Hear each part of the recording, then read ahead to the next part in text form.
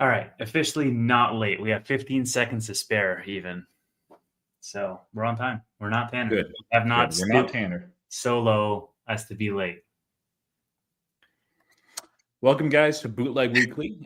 As always, we're going to be discussing some of the macro. Tesla is going to be a hot topic today. There's been some Tesla news. There's always Tesla news, and earnings is tomorrow. And of course, Nvidia. There's been a lot of news over the last week as well, and some new news on Nvidia as well. So we're going to get into that. Now, the nice thing about today is no Robinhood Weekly. We got to do something with that name today, so we're not capped on time. That means what, like a 6-hour show, Tevis? Is that? And if you guys are trying to watch later, recorded, I'm going to try to do bookmarks. It's hard, but I'm going to pull up my sticky notes here so I can remember to just kind of note that as we go. And at the end, as we get to the end, we'll go ahead and answer your guys' questions rapid fire, or at least as rapid fire as Tevis gets. Yeah, as rapid fire as Tevis gets. That is correct. I'm actually probably the worst person there. Hey, everybody. Love that you're rolling in. By the way, I was just thinking about that when I was putting the name in here. We don't have to change the name of this show, Tavis. No, we don't. No, we don't. That's one of the nice things about it. So yeah, Matt Money's saying the margin call for SoFi Weekly, and I don't know if he's just turned so anti-SoFi or he just loves that movie, or maybe both. So best finance channel on YouTube. I like that. Why aren't you guys matching? I don't know, man. We only, that's like a one-time thing. So yeah, the story behind that, by the way, if you watch SoFi Weekly, we all ended up wearing white t-shirts, black hats, shades for a little bit. The initial thing was just white t-shirts, and I literally changed my shirt. I think I was cooking sourdough or something like that, and I noticed I had flour all over me, so ended up changing, and white was on top. So ended up, yeah. When you are clicked on StreamYard, press B. Yeah, that's never worked for me, Tanner. I'll try to see it. I do see one question that I'll answer earlier. Just I asked what my profession is. I'm not quite ready to share that yet. I've been at my position for close to a year now, and I'm probably going to wait at least another 6 months, maybe a year before I'll make that public knowledge. Tevis knows what it is, but I'll share what my former profession was, which was doing training for Liberty Universities, the online wing of it, teaching advisors how to advise students all the way from interest through graduation. So nothing fancy. It was a job. It was a decent season, and ended up getting my PhD mostly done. Still working on that, but I just pressed B and it created a marker for me, and my mind is officially blown. I did not know that was what that did. Yeah, I think you have to be the host for that to work, because it's doing. I don't know where it slots the marker though, or where I can name the marker. But the fact that I created it was great. That makes it so much easier. Yes. Because I was trying to do this manually, and yeah, maybe we can have time markers in the future. That'd be great. Yeah, and if you do that, I'll just copy and paste yours, or you can copy and paste mine. There's no reason to recreate the wheel there. So, So where do you want to start, Tevis? Do you want to start with the big topic, Tesla, Nvidia, macro, something else? Let's save the Tesla for a little bit further in, as more people have rolled in, since that's our main topic, and let's start with whatever else you want. Nvidia? Sure, man. Yeah, we can do Nvidia. Is there any news on Nvidia? Yes, there is. There's some, so less than a week old, and then there's some that came out today as well. So go ahead and throw this up here. The marker is on the editor. Does he mean on StreamYard or on YouTube? I have no idea. It's never worked for me, like I said, because I'm usually not hosting this unless I'm with another person, in which case I just go later. So this Sawyer broke this, and I'm sure others did this as well, but he had said XAI is now embarking on building Colossus 2, its next AI supercomputer cluster that will be much bigger and more powerful than Colossus 1, which is already the biggest and most powerful supercomputer in the world. Wait, what's this here? With 200,000 NVIDIA GPUs. And so he expects that's the price right there. So we're already working on the next trading cluster. So one of those concerns for NVIDIA has been like, okay, we know that this year is going to be very good. We know that next year is going to be very good. And after that, are they just going to fall off a cliff? There's a lot of reasons to think that that is not the case. This is another one. Is this? I mean, like that may not be what they're paying for just NVIDIA, but I mean, 200,000 GPUs is not small. Does this get you interested in NVIDIA at all now that it's trading like what, 95 bucks, 96 bucks? It's so crazy because I've been interested in Nvidia. It's just, I don't know, I haven't put new money into the market over the past month, partially because I am going to have a massive freaking tax bill and I don't want to sell stuff. So I'm like squirreling away money for a little while, but also because I've just been like really consumed with my actual day job that it's become somewhat of a chore, like checking the markets. I checked today because I was working from home today, but that's not always the case. Usually I'm in the office, in which case I just don't even check until I get home. So yeah, it's on the to-do list to buy Nvidia stock at some point or another. But I just haven't gotten around to it yet. Well, we'll see. I can always go lower, even though right now the price is silly. By the way, one of those things to kind of note, and there is a little bit more NVIDIA stuff that'll pop up here in just a second. Be careful on the forward PE, guys. There's some companies like Palantir, maybe SoFi as well, that the forward PE is not really impacted by tariff stuff unless we really get plunged in a deep recession. But there's other companies like Nvidia that the forward PE can be really, really skewed based on what tariffs do. So just saying, like, I'm not saying it's wrong to use, but just know that that E in the forward PE might be something that is very questionable right now in this kind of environment. So this was good news for Nvidia, I thought, like actually fantastic news, but it didn't. How much is 200,000 GPUs like relative to the business that they're doing? I want to know, is that like large or, and while you get to the bottom of that, I will go and grab a Celsius so I can be twinning. Yeah, I don't know what percent as far as cells that would be for their portfolio, but it's I know the sizing of it is it's not a small deal at all. I know they make so much money; it's easy to look at a contract that's like, oh, this contract's for $2 billion. That's great. Most companies that would be Nvidia, it's like, yeah, it's all right. They print money. So this was the other bit of news. So this ended up coming out earlier today, and I'm going to say this wrong, but Huawei, is it Huawei? Yeah. Okay. Yeah, I was like, Huawei is not it. Huawei readies new AI chip for mass shipment as China seeks NVIDIA alternative, sources say. So this came out on Reuters and a couple other articles as well. And basically, so if we go back 6 days ago, I believe, ended up that might have actually been just over the weekend, previous weekend, Donald Trump announced that there was going to be some tariffs on semiconductors. Specifically, in this case, even though NVIDIA said that they were investing up to $500 billion in manufacturing data centers here in the United States, almost immediately after that, Donald Trump said, hey, we're going to make it so that NVIDIA can no longer sell H20s over to China without a license. And as far as I can tell, we still don't know what that license is, how you get it, what it entails, nothing. Like it's literally impossible now to do it directly. And so NVIDIA came out with the news like, hey, we're going to take a $5 billion hit. It's a little over $5 billion, I think $5.2 billion. And so the stock dumped. I mean, that was not like an insane amount of money for NVIDIA, but it's still like when you're talking about billions, it's not a small amount at all. And the frustrating thing is that came right after Jensen Huang said, hey, we're going to invest in manufacturing here in the United States. And also the H20s, those were really done as a concession just because the United States government wanted to restrict the H100s from being able to go into China. And so they made a chip that met the US specifications and they sold a bunch of them to China.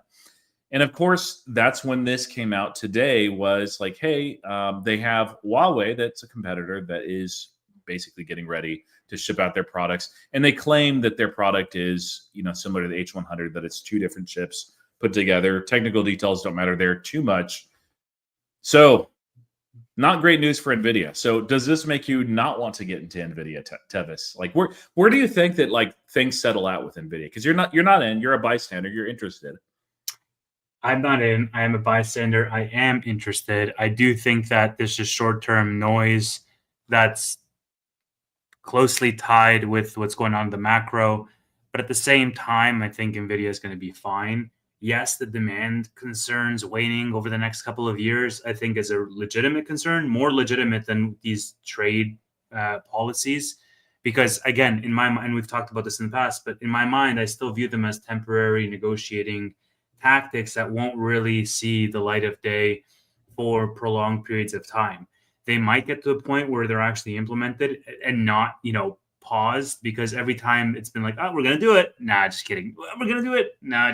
And they always like pull it back. It might get to a point where it's implemented, but I don't think it's going to be implemented and in place for 6 months or 9 months or 12 months. I don't think anybody can really afford that from a macro perspective. And so it's a game of chicken played between different countries on the short term. And unfortunately, Nvidia and Nike and all of these other companies are just catching strays left and right because they're the pawns that move across the board as a result of these policies. But fundamentally, Nvidia is going to be executing. They're going to be growing. It's going to be a picks and shovels play. I mean, I think Tanner stands by that point. That's a big part of his thesis. And yes, the demand waning over the next couple of years is more legitimate than the tariffs. But even so, I think at these prices, like you're basically pricing that in and you're getting a discount as a result of that being the case. So I'm not too concerned about Nvidia. I think all things considered, it's a pretty good time to get in. That's just not financial advice. It's my own personal opinion. But I do want to get in personally. And I think they're going to do just fine, man. Like AI is just heating up every single week. Like I play around with it every single day in my day job on a commercial level, not just the, me prompting ChatGPT and it does cool things acting like my personal assistant level, but like on the commercial agentic automated workflows level.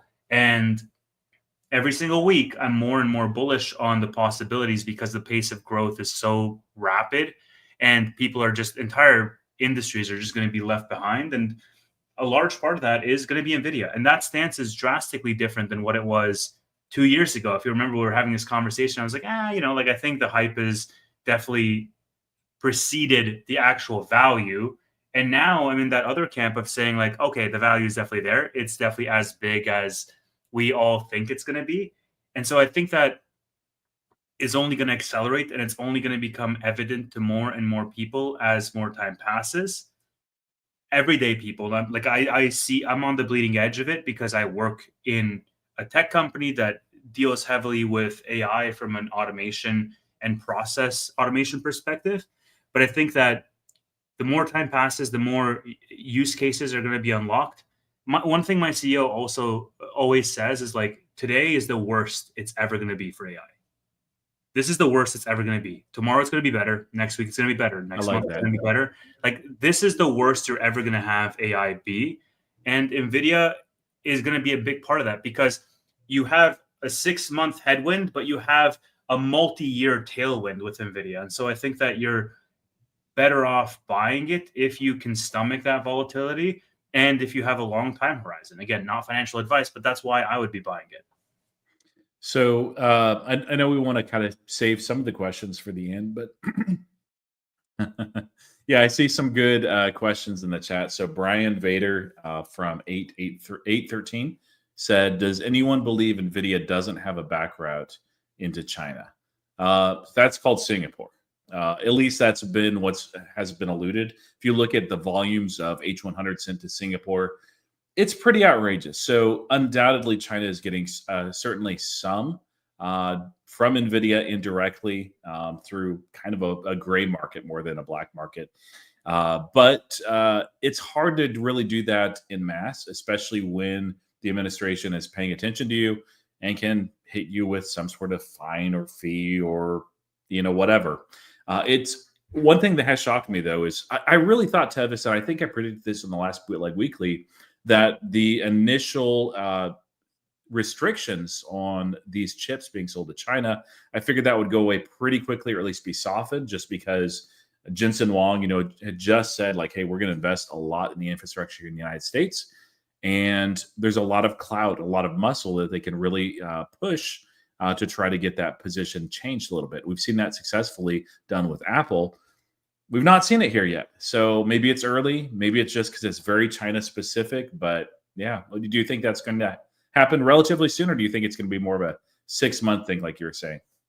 Yeah, I don't think it's going to be relatively soon. Like, you can't put a real time restriction on things like these. Like, it's one of those things, right? Like, you have to be willing to walk away, and you have to be willing to like strong arm the other country into your negotiating stand. Like, I can't say, okay, Trump, you can, be a tough guy, be the bad cop, but we're only going to give you a 3-week time frame, and then we're going to pull the plug on it because we need to save the market.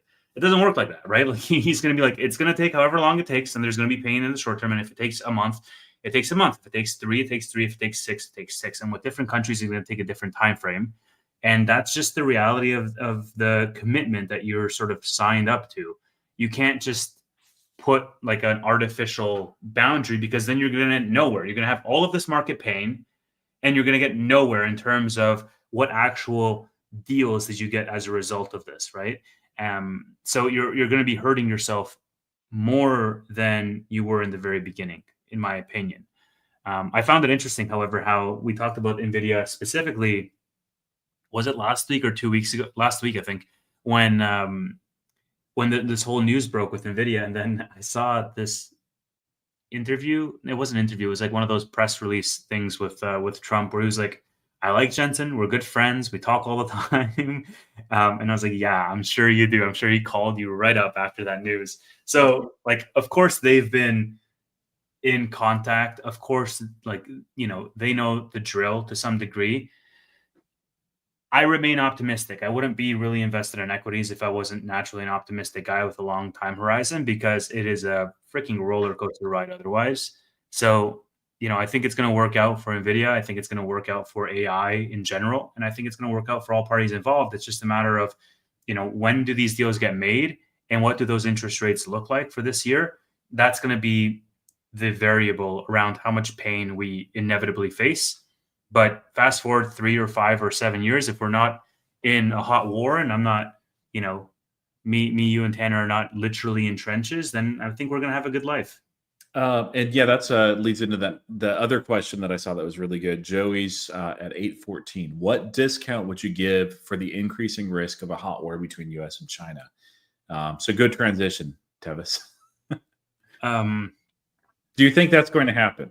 Like, what would you say the odds would be if you want to do that? Oh boy. Hold on, let me do a marker. There we go. 1849. We're talking about geopolitical hot conflict now. What odds would I put it? I would put it pretty low odds. I don't think. I mean, Trump ran on the promise that he didn't want to fund foreign wars, let alone get America into a war of its own. Like, I think that's silly. There's going to be increasing tensions, absolutely, because that's a political stance. But don't kid yourself in believing that there's not, backroom deals and these phone calls to these world leaders immediately after they're playing a tough guy for the news sake. Like, I think it's much more. They're much more in contact with each other behind closed doors than you and I would imagine. I don't know, man. Like, we want to see how the Ukraine thing shakes out. I saw this thing where Russia and Iran today had basically become allies on something, on oil maybe. And I was like, oh, that's interesting. But then again, like while that's scary and it's fear mongering and it's FUD from a geopolitical perspective, because I'm like, oh, well, you have this like Axis force that's forming up again. Then I think, oh, wait, we've had that for years. It's called the BRICS countries. Um, you know, so I'm Yeah, not it's not working out for them. I'm not too worried, right? I think Yeah. so here's the thing.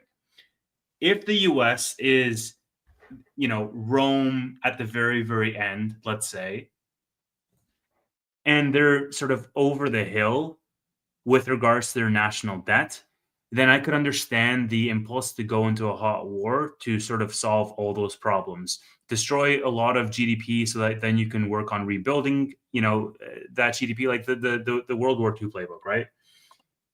But if, and it's a big if, but I think it's the direction that we're now trending in, if the US can turn back this debt problem, and if they caught it just in time, where they can successfully cut spending, increase revenues, optimize the efficiency in the government, and actually head America on the right path of moving towards a balancing budget, then I think you relieve the pressure of a hot war. I think somebody's calling me, and that's why my camera's freezing up. Yeah, myself, I was wrong on the Russia-Ukraine. I thought it was posturing that it wouldn't be an actual invasion. So take what I'm saying with a grain of salt. I think it's low, but not impossible that China invades Taiwan. They've been talking about it, since the 40s. So ultimately, it actually could have even been in the 30s, but probably 40s. It seemed remote, but it could be a third order effect where it's actually hit.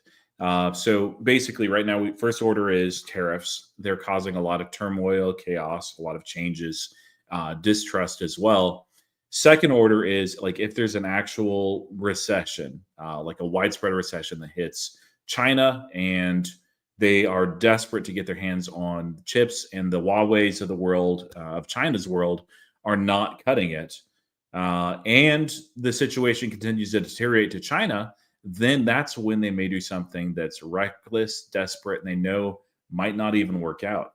We had a similar time in 1940s, early 1940s, when the United States decided to oil embargo Japan. It's probably justified. I'm not saying that it wasn't. Japan was doing horrendous things in World War II and actually before as well. But when the oil was embargoed, at that point, Japan felt like they had little choice but to invade the United States while they were still strong. And so they launched, of course, a Pearl Harbor attack as well. So that's my concern, is that this spills over. So I would still rate and rank the odds of being very low, like maybe a 1 or 2%.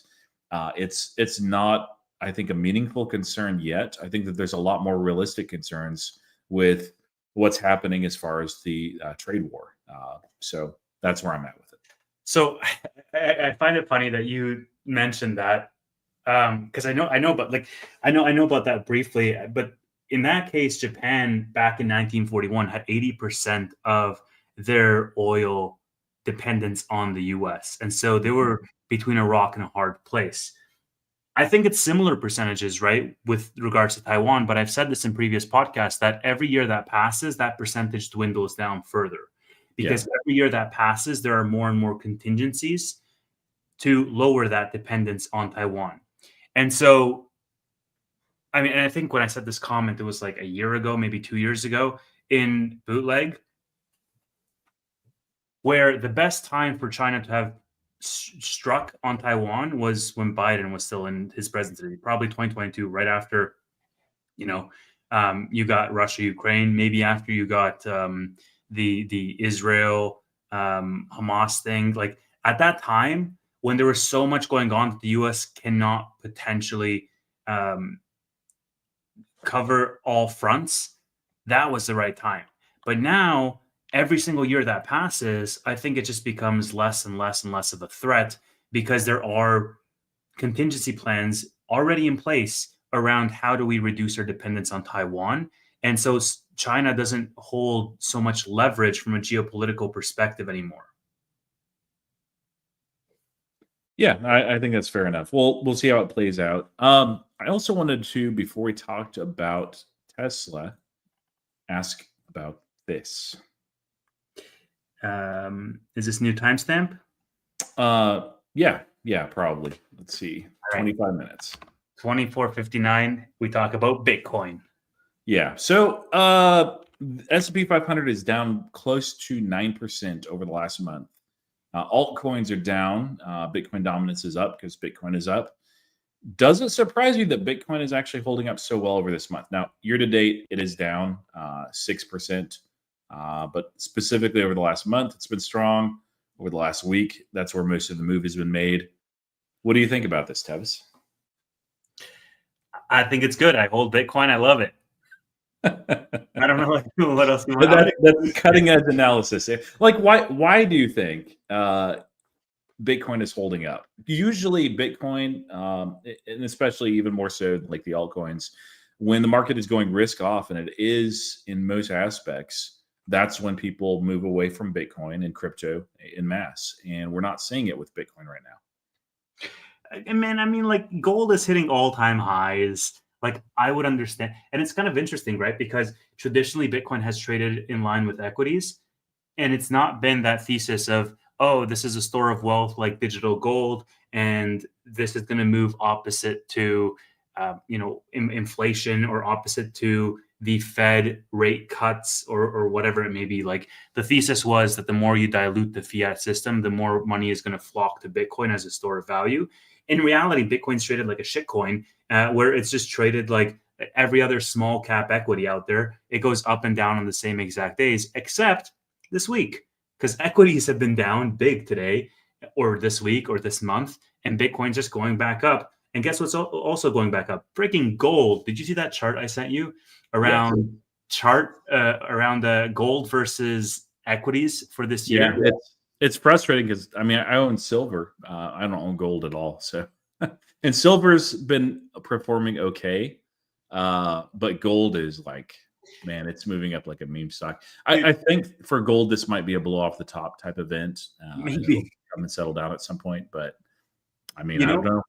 you know what I was thinking about earlier today? It was like, how crazy would it have been if I was like, all right, January 1st, I make a tweet and I'm like, all right, selling my entire portfolio, going all in on gold. People would have thought I was insane, like absolutely crazy, Oh like yeah, Michael Burry off his meds type of crazy. And then you have this, and you would just have looked like Nostradamus. yeah. I remember, and maybe you recall this too, when Costco first started allowing you to buy gold like in store, like gold coins, Yeah, gold bars, and pump. there's like a little vending machine and everything. And I'm like, that's stupid. Like, who's buying gold like that? This is dumb. Those people are smart Yeah. in hindsight. Like they did great. I did see a post where somebody had bought one and they sold it. And they're like, hey, doubled my money. Look at that. Hey, congratulations if you made money off of it. So it is a hedge. Bitcoin, I'm kind of wondering, I'm of two minds here. So I still think that it's very likely there's a crypto winter, and we could dig into that a bit more if you'd like. But I think that there is at least more and more of a mindset that this is digital gold, like, and it is a hedge against the market, versus it just purely being seen as a risk asset. It is still, but some people do see it as a hedge, especially when the United States dollar is weakening. Did you see the DXY? Yeah, it's going down. Yeah, oh man, it's melted down. So this, and we could also talk about that. Oh, come on, I hate pop-ups. Okay, so I'll do 3 years. Over 3 years, look, it's the lowest it's been in 3 years. Now, historically, you can go way out, and it's kind of meaningless at some point. But what the DXY, if you guys aren't familiar with it, is it's basically a weighted average of the United States against a big basket of other currencies. So the United States dollar is strong compared to some currencies right now, like the yuan, which currency manipulation rarely happens. China does it though; they absolutely do, or at least they did historically. But this is actually really a good thing. It doesn't sound like usually on the surface like a weak dollar is like, oh man, that's terrible for Americans, and it can be in some ways for consumers, especially those that are traveling or importing a good amount of stuff from overseas. But for U.S. businesses in particular that have a international foothold, a a lot of those, especially since COVID, if we go back, actually, well, there's not a 5-year chart, but you can see how high it was. Really, that's all time. Okay, yeah. Since COVID, there was a brief time right after COVID that it went down, but since then it's been elevated really for over 3 years, since 2022. And so a lot of companies in the United States have been reporting FXN or dollar neutral revenue. So they'll say, hey, this is what our revenue would look like if we lived in a hypothetical world where the United States dollar wasn't so stinking strong. But that's not the reality. So we actually made less money. Well, they might, and I think that they will continue to do this, but not this quarter, but next quarter, there is a real possibility that companies reporting that, like PayPal, will say, hey, here's our dollar neutral, and it's actually worse than our real revenue. Yay, look at us. And the market, I mean, right now, the market's not excited about anything except for maybe a little bit of Bitcoin and some biotechs. But I don't know. It's like one little bit of silver lining there that I don't mind seeing. Now, the other thing, though, that has me a little bit more cautious, I still remember the bear market of 2022 and early 2023. And right before that happened, when equities were melting down and people were moving away from it, Bitcoin was pumping. And a lot of analysts and a lot of commentators are looking at it and saying, oh, man, this is like, if you get divergence, and so it's moving in an opposite direction of equities, and that continues, that's going to get a lot of people very, very interested because, I mean, that's what you'd like to have is if things are selling off as something strong, like that gives you some options. And that didn't hold up for more than a month. And so I'll be curious to see if this continues to hold up strong or not. But it's interesting. It's not what I expected. When somebody pointed that out on X today, I'm like, oh, man, it's actually like up a little bit over the, like a 3.8% move is nothing for Bitcoin, even in a day. But being up in this environment over the last month is like, okay, I'm looking. I'm interested.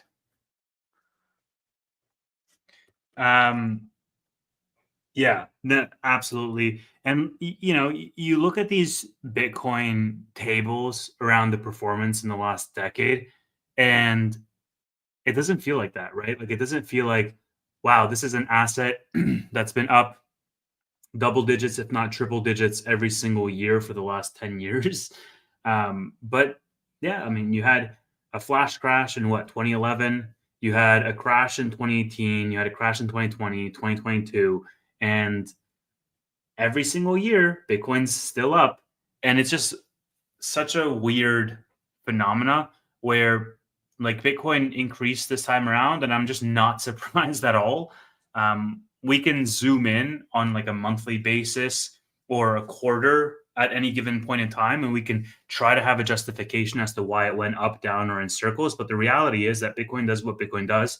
And what it's been proven to do over the last decade is it just goes up every year, higher, making higher highs than the previous year. So I think we're good. Yeah.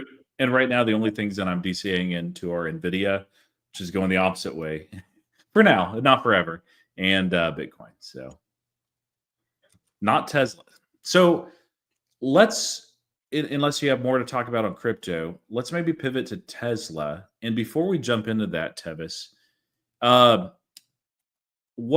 it's your number one holding? Is that correct? Tesla is my second largest holding after SoFi. Degenerate. No, just kidding. I am. Yes. You're very heavily weighted in SoFi, so I'm not. I'm 10% is good for me, but you're like, no, I must have like 85% or what? No, I'm not really. But so you've been in Tesla for how long as a stock? Late 2019. 2019. So for a while. So when you're in a company that long and you're in this, for the long term, it's not short term. That's true. That is a good point. Yeah.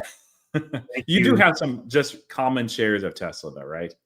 Yeah, more than some, I would say. Yeah, I have some. Good. So you're not like a complete degenerate, just most. No, not at all. So when you've been in a company as long as Tesla, like you know the ins and the outs of it, you know the long-term story, you know the short-term stuff, and we'll look at some of that too with its earnings. Are you less concerned, I would say, with the quarterly results from an earnings call, or how do you approach it? couple thoughts. We know that Tesla is narrative driven, and whatever the story is will drive the stock price. I'm not saying that the moves are always justified. In a lot of cases, they're very, very overvalued by any type of like more traditional metric that you might want to look at. That's always been the case for Tesla. I remember back on CNBC and Fox and all these other outlets, they were counting, they were like counting down every week or every month, like, oh, Tesla's worth, Ford and GM combined. And the next week it was like Ford and GM and Toyota combined. And the next week it was like, oh, Ford and GM and Toyota and whatever. And it's like eventually it became where Tesla is worth more than every single other auto company out there. But the people who were still buying it at that point knew why they were buying it, and it was for the future. And I sort of with Tesla come back to that. I think Elon in the last town hall last month or a couple weeks ago, time blends together.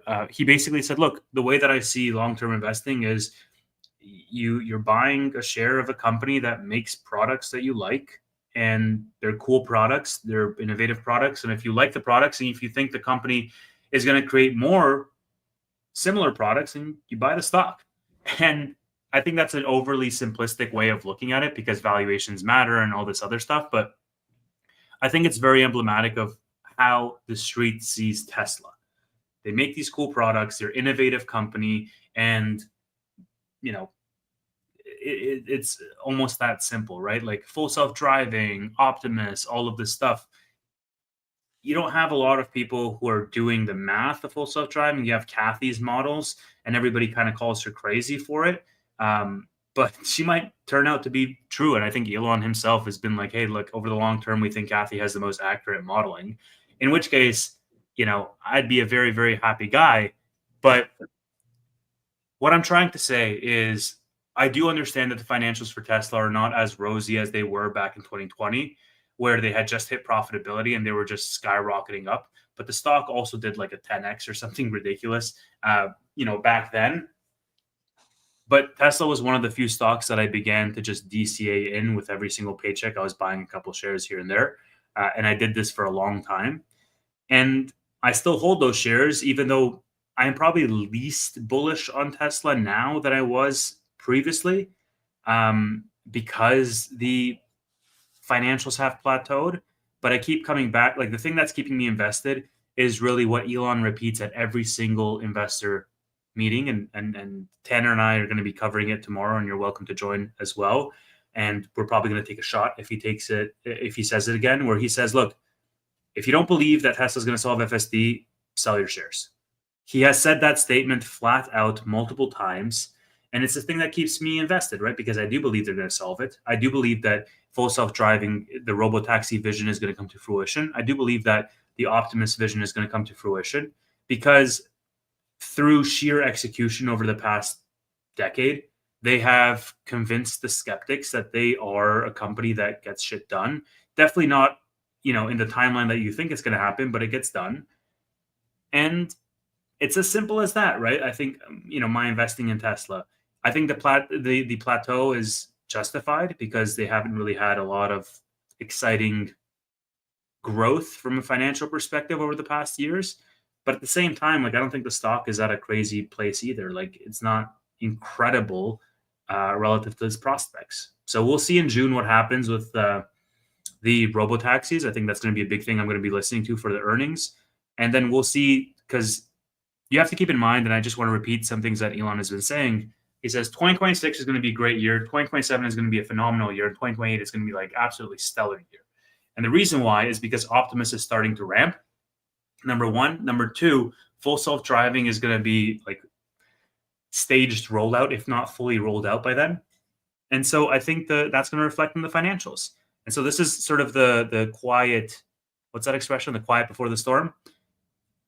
And that's what I believe. Yeah, so with Tesla, my approach is kind of similar to yours. It's super long range, long term. And so one quarter doesn't make or break the thesis for me. I do think that there's been some structural damage. We've talked about it before with Elon, with his association with Trump. There's people that just absolutely will not buy Tesla, where they would have maybe 2 years ago, maybe a year ago. Of course, tariffs aren't helpful for Tesla.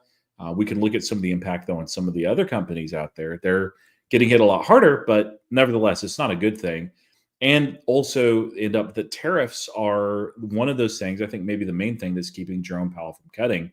Interest rates being high is not good for Tesla either.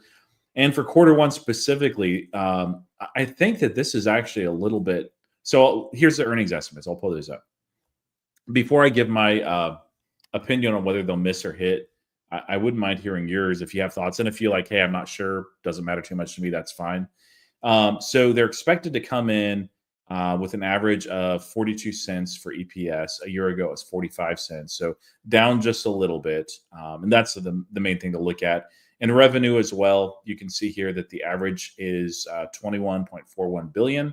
A year ago, 21.3 billion. So up slightly higher, but it's essentially flat. So what do you think?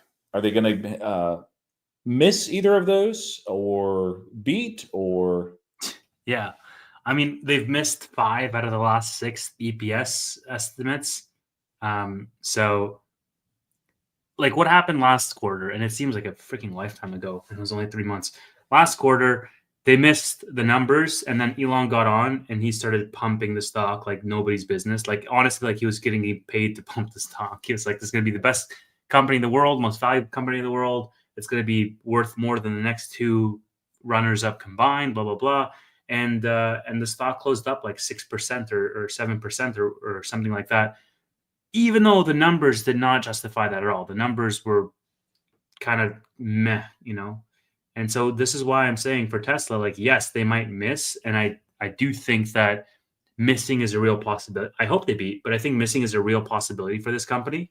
But I think that Tesla investors, especially at $225 where it's trading right now, you know, will be listening more for the robotaxi announcements, the full self-driving updates, the Optimus updates, you know, a new model announcement potentially, than they will be for, okay, what is the, you know, automotive margins and what did you do in revenue and whatnot, because they're forward looking, right? So I don't know. Yeah, I agree with you. I think that it's going to actually be a double miss on the revenue and on the EPS as well. There's a few reasons. You know, one of course is the brand damage, whether it's temporary or not. Like how much of it is, we'll have to see. Yeah. But you know, I think even more significantly, you had a lot of demand levers pushed that brought demand from what would have been maybe the first or second quarter to the fourth quarter. A lot of incentives were offered at the end of the year.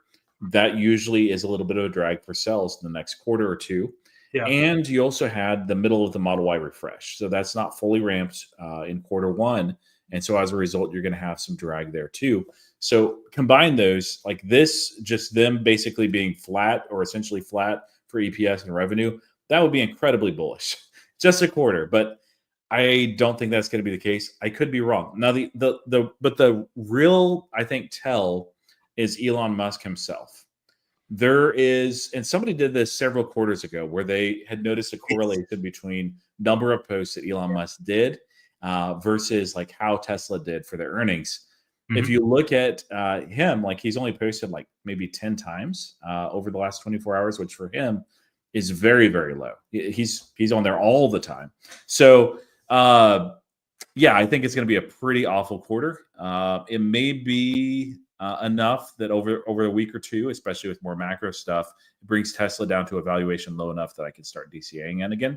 But yeah, right now I'm just I'm waiting, watching. I have the shares that I have. I'm comfortable with that position. We'll have to see. I mean, you have like 800 shares, so it should be fine. I mean, maybe. No, no, not that many. That would be great. That would have felt really good in the 400s. Although, I know there's, and you know, people, you do you, but there's folks that like are 90% or 100% in one stock. And yes, I was 90% at one point in Palantir, but that portfolio was a lot smaller than it is right now. Just, you know, a lot of it is because of Palantir. Right. But like when you're talking about like 7 figures and you're like in one stock or maybe 2, like I don't have that kind of gut. I can't do that.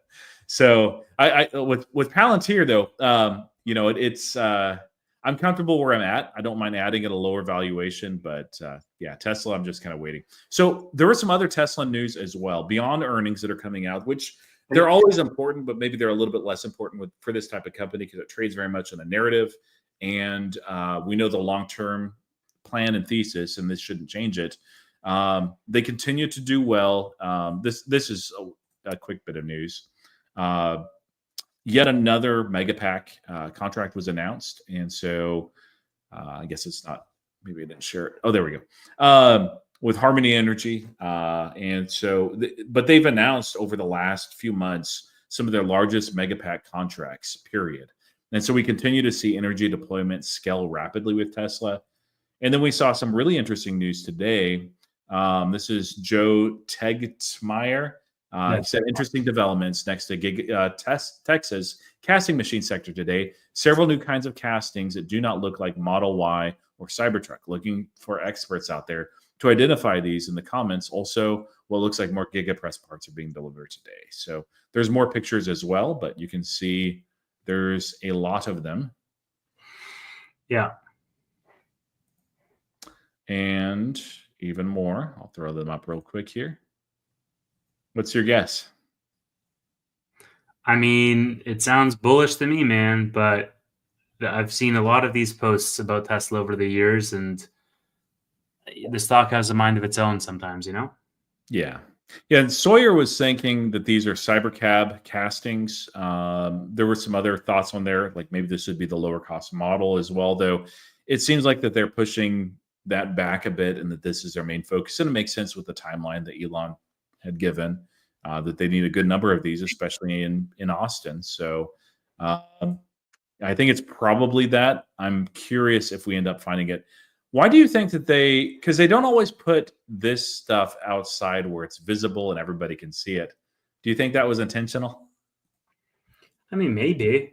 I don't like, but again, I don't know if they got an order from on high to, put the casts outside. I think it's just outside because they I don't think it's that pre-planned of like, oh guys, earnings is coming up. Make sure you throw these suspicious casting photos. Like, I think they're just doing their job, and then people fly over with drones and stuff. Like, they're not.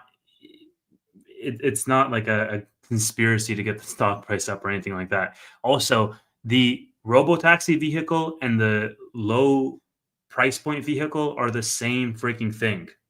Yeah, it seemed like that. One has a steering wheel, one, and like literally, he's said this point blank. They're the same car. Yeah. So one other related Tesla news, and you might have some more that we're going to go through. Otherwise, we'll go through comments. I thought that this was really interesting. Well, it's from Bar Chart. Let me go to Bar Chart because that's who initially had it. All right, new topic. Let me close that and reshare. I shared the wrong one. All right. Tariff fallouts begin. Major companies slash thousands of jobs, citing rising trade tensions. Of course, a lot of vehicle manufacturing is overseas for the United States. Also, I imagine for Canada as well. And so we saw there's a lot of fairly small layoffs, but there are starting to happen. And especially with a couple of interesting groups, Volvo and Stellantis. Cleveland-Cliffs doesn't matter as much there, but they're a manufacturer. And so Volvo is laying off between 550 and 800 workers across 3 U.S. facilities, including Mack Trucks, plants in Virginia and Maryland. And they cited sharp drops in demand and production disruptions caused by tariffs on steel and truck components. Stellantis, which is Chrysler, Dodge, Jeep, they've laid off, says temporarily, 900 U.S. workers and like half the population of Canada, I think, 4,500 Canadian employees. Yep. Pausing production at multiple plants across the continent. The layoffs come in response to the administration's 25% tariffs. Cleveland-Cliffs, different industry, but is this the beginning of a lot more, Tevis, or do you think this is just individual companies having a bit of weakness and just saying, hey, let's take a little bit of our costs off the table here? With regards to tariffs, I mean? with regards to jobs being lost specifically due to tariffs. Man, I think so many things, and I don't know how many of them I want to say out loud. I think that the real indication of Trump's intentions with Canada are going to manifest after the election. And I think the response is going to be different depending on who wins that election. So that's the first thing I'll say. I think the second thing I'll say is that companies, and this is like, me tinfoil hatting, companies use tariffs as a justification to make moves that they wanted to make anyways. And it was the same in 2022 with, oh my gosh, recession, markets down, blah, blah, blah. Sorry, we have to cut 10% of our low performers, which we're going to do anyways. But from a PR perspective, it sounds better if we blame it on the macro. Yeah. Amazon or just AI. Or AI. Amazon just laid off a whole bunch of people in Ontario.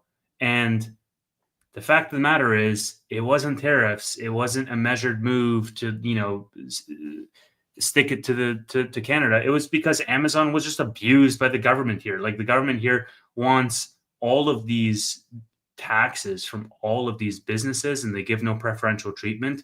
And then they're shocked at the injustices that's done upon them when these businesses decide to leave. And like, they think they have way more leverage than they do. They want to tax, digital businesses for showing their media services. And guess what? Now in Canada, we can't see half of the Instagram posts because Facebook was like, all right, we just won't show you some content in Canada.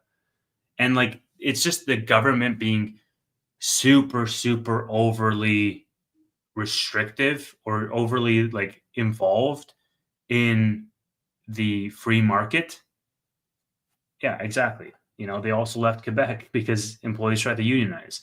And so, like, my point is, it's not tariffs in themselves that cause a lot of these moves.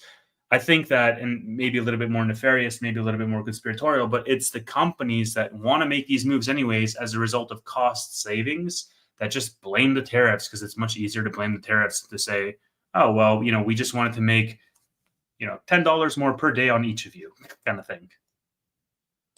Yeah, I think that you're right. Companies will, rather than admit weakness and say, hey, we've kind of sucked for a while and we're getting rid of some of the chaff. Hopefully that'll help stop the bleeding. That's a bad look. And it said, oh, it's AI, or it's the recession, or it's uncertainty, or geopolitical tensions, or the macro, the tariffs. They'll blame that first. And I do think that tariffs are contributing some, especially with auto tariffs, like we've seen. Those can be quite vicious in an industry where margins are actually pretty small for most of the manufacturers. One rare exception, of course, is Tesla. But I think it's something that's worth keeping an eye on. We may see a lot of these. We did in 2022, and also some in the beginning of 2023. All blamed on AI initially, and it was a little bit silly, a little bit early, but I think, it's just companies looking for an excuse to make some cuts in the face of weakness, perhaps their own weakness. It's really interesting, Roy, because investing in the market has made me so much more aware of the true intentions of companies that people who do not invest are so oblivious to. We have one political candidate here where his entire platform, and I'm sure people watching can guess, his entire freaking platform is these greedy CEOs who are increasing prices on groceries. And I'm like, you idiot. It's literally as a result of every single company out there, all of their ethos, as a result of being a publicly traded company, they put the shareholder above everybody else. They put the shareholders' interests above the interests of their clients many times through raising prices. And they definitely put the shareholder interest above the interest of their employees by making these decisions around moving their plants and laying off a whole bunch of people and doing cuts completely ruthlessly and in many cases arbitrarily. And it's just a matter of incentives, right? You incentivize by holding a stock. You, as a shareholder, demand an increase in EBITDA year over year, an increase in revenue year over year, or else, guess what? You're not going to hold the stock anymore. And the stock is going to be worth less if you don't hold it. And so what happens is these executives are then pressured by their board to make cost-cutting measures, to make measures to squeeze out every single penny, and all of a sudden extrapolate that by 5 or 10 or 15 years, and you get these companies that make these decisions that seem absolutely, gutless in the grand scheme of things. They seem dehumanizing in so many ways, but it's literally the incentive structure that capitalism has set up, and many people just don't freaking understand it. Yeah, and I don't think that there's any companies out there that purely, without any consideration for humans at all, just look at the bottom line. But there are some that do a lot more than others. Some Yep. will be like, no, we don't care about the bottom line. We care about employees more. And some will be, and I think Elon falls in this category where it's like it's mostly about the bottom line, long term, or the structure of the business long term, even more so than the bottom line. But yeah, I think that though, if we see this kind of uncertainty, and especially if stock prices are down, so it's harder to do like senior convertible notes effectively, and also it's harder to take on debt and recycle your debt. I think that we'll see a lot of companies actually begin to, maybe not like huge, meaningful cuts at first, but they'll start to slide towards that, or at least have a hiring freeze. So I don't know that we're going to have a recession, like a real recession, but this, I think, puts the thumb on the scale a little bit more. So, Yep. we could talk about macro, or we can take some questions. I think there's some macro questions in there too. So, How about we throw up an ad, and all right. and then you can keep people entertained while I go to the bathroom for 2 minutes. Or we can invite Matt and Tanner up because they've been both commenting, and neither has accepted the StreamYard link. Kelly, we won't invite you up for obvious reasons, just given what you've been saying in the chat. But we can invite Matt and Tanner up if they want to join, or Eli if he wants to join. Yeah, Jesse says Matt, not Tanner. Okay, yeah, I can talk through a couple of things while you go, and then when you get back, you can look at comments. I should have had him share my screen. If you're still there, Tevis, come back. Let me share my screen. Otherwise, I'm literally on my own. All right, share it. Okay, share, and then I'll share the entire window tab. Invite Noto. All right. So this was, I thought, so we're in the environment, and you guys know this already, as far as a macro, whereas 2 years ago, the market kind of lived and died based on comments from Jerome Powell. We've largely moved away from that, still somewhat important, but not as important as before. Now it's a case where the president of the United States is in that same position. And I'd rather, frankly, have somebody that's elected than somebody that's not elected to have that kind of control over the markets, although it's not been a lot of fun. So this was an interesting kind of pushback between these two giants that we saw recently. This was on Truth Social. Donald Trump said preemptive cuts in interest rates are being called for by many, including the president. With energy costs way down, food prices, including Biden's egg disaster, substantially lower, and most other things trending downward, there's virtually no inflation. With these costs trending down so nicely downward, just what I predicted they would do, there can be almost no inflation, but there can be a slowing of the economy unless Mr. Too Late, a major loser, lowers interest rates now. Europe has already lowered 7 times. Powell has always been too late, except misspelled. Come on, President. Except when it came to the election period, when he lowered in order to help Sleepy Joe Biden, later Kamala, get elected. How did that work out? And I don't like the way it's worded, spelled, grammar, everything. But this was, basically a direct challenge to Jerome Powell, saying, "Hey, you need to cut, and you need to cut now." Now, I do think Jerome Powell needs to cut, but ironically, the reason why he's not cutting is because of the tariff uncertainty. That tariff policies over the long term are inflationary, especially when they're this aggressive. It usually takes about 2 years for the full weight to be felt. It may be a little bit closer and a little bit sooner with the way that these have been done. Chris's response to this was Trump is essentially saying, I have harmed the economy with tariffs and now need Jerome Powell to cut rates to save me. If he doesn't cut rates as I demand, I'll have someone to blame for this recession. Do you think that's a fair take? Yeah, I was only like 40% listening. I didn't listen to the last part, but I saw the Trump tweet around Mr. Too Late. Um, that was kind of funny to read. Not funny when the market opened, though. That kind of sucked, but funny to read for sure. A lot of and he's not even hiding it. He's like, we need to fire Powell. Powell's not doing what I want. Powell needs to cut. And meanwhile, when Powell is being asked by reporters, do you think Trump can fire? He's like, no. Do you think he can actually? He means what he says. He's like, nope. He just one word answers. Yeah.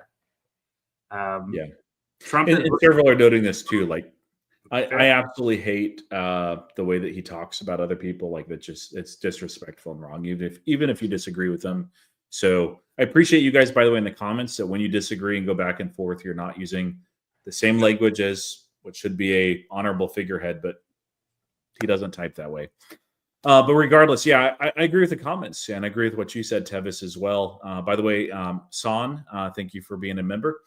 He is looking for a scapegoat. I think that Donald Trump is a little bit surprised in the market's reaction. I think he's surprised that some of his supporters and some of his voters, myself included, I'm a first-time voter this time. You can blame me all you want. I hear you. Are very unhappy with the way that this whole thing has been handled, that many of us were expecting maybe tariffs like the first time around, maybe a little bit more aggressive at worst. And that's not what we're getting. Instead, we're getting chaos, uncertainty, and that's terrible for the markets. And the worst thing is, it's not just the markets. If it was just like digital currency, it still has an impact on real people in the real world. But it really hurts businesses because you cannot operate a business long-term and make long-term decisions as far as capital outlay in this kind of environment where things can change in a hurry and there's no certainty at all. And so that's why we're seeing weakness. That's why we're seeing recessions. That's why we're seeing frustration and pain. That even people that are bullish and usually like pro-Trump are like, I don't know if I like this or not. So this can end in a hurry. We're not at the point where I think lasting damage has been done, other than just a very, very slight bit. I do think that we need cuts, but I think that that's largely what it is. I think Chris is right that he's looking for a scapegoat to blame and say, oh, the reason why it didn't work out was because this guy didn't give us a quarter cut, 25 basis points, which is ridiculous. 25 basis points would not be enough to save the market, save the economy, or anything like that. Although, again, I do think that they should cut. I do think inflation is largely under control. But it's especially ironic because if the tariff policies had not been done and handled this way, I really think that Jerome Powell would be cutting in May or perhaps as late as June. So it's ridiculous. You know what I think, Roy? What's that? I think that this internal strife between the president and Powell sends such clear signals across the world to China and every other world leader out there that Trump is playing hardball with for tariffs. And the reason why is because the division of Trump's decisions is on full display for the world to see.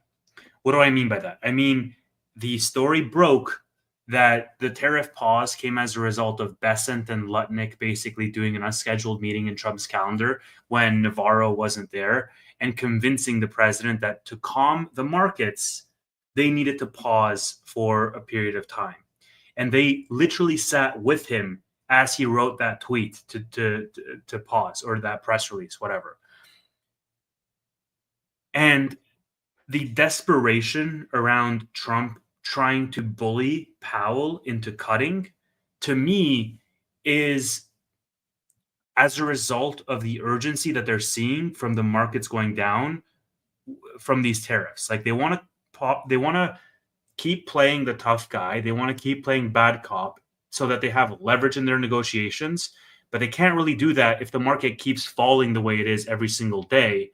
And they can't simultaneously pause and continue the pressure that they're putting on the world. And they can't say we're impervious to any damage, like China's only going to hurt themselves if they let this go on for longer because we're the US, bitch. They can't take that stance if Powell doesn't cooperate and cut rates and if the markets don't calm down.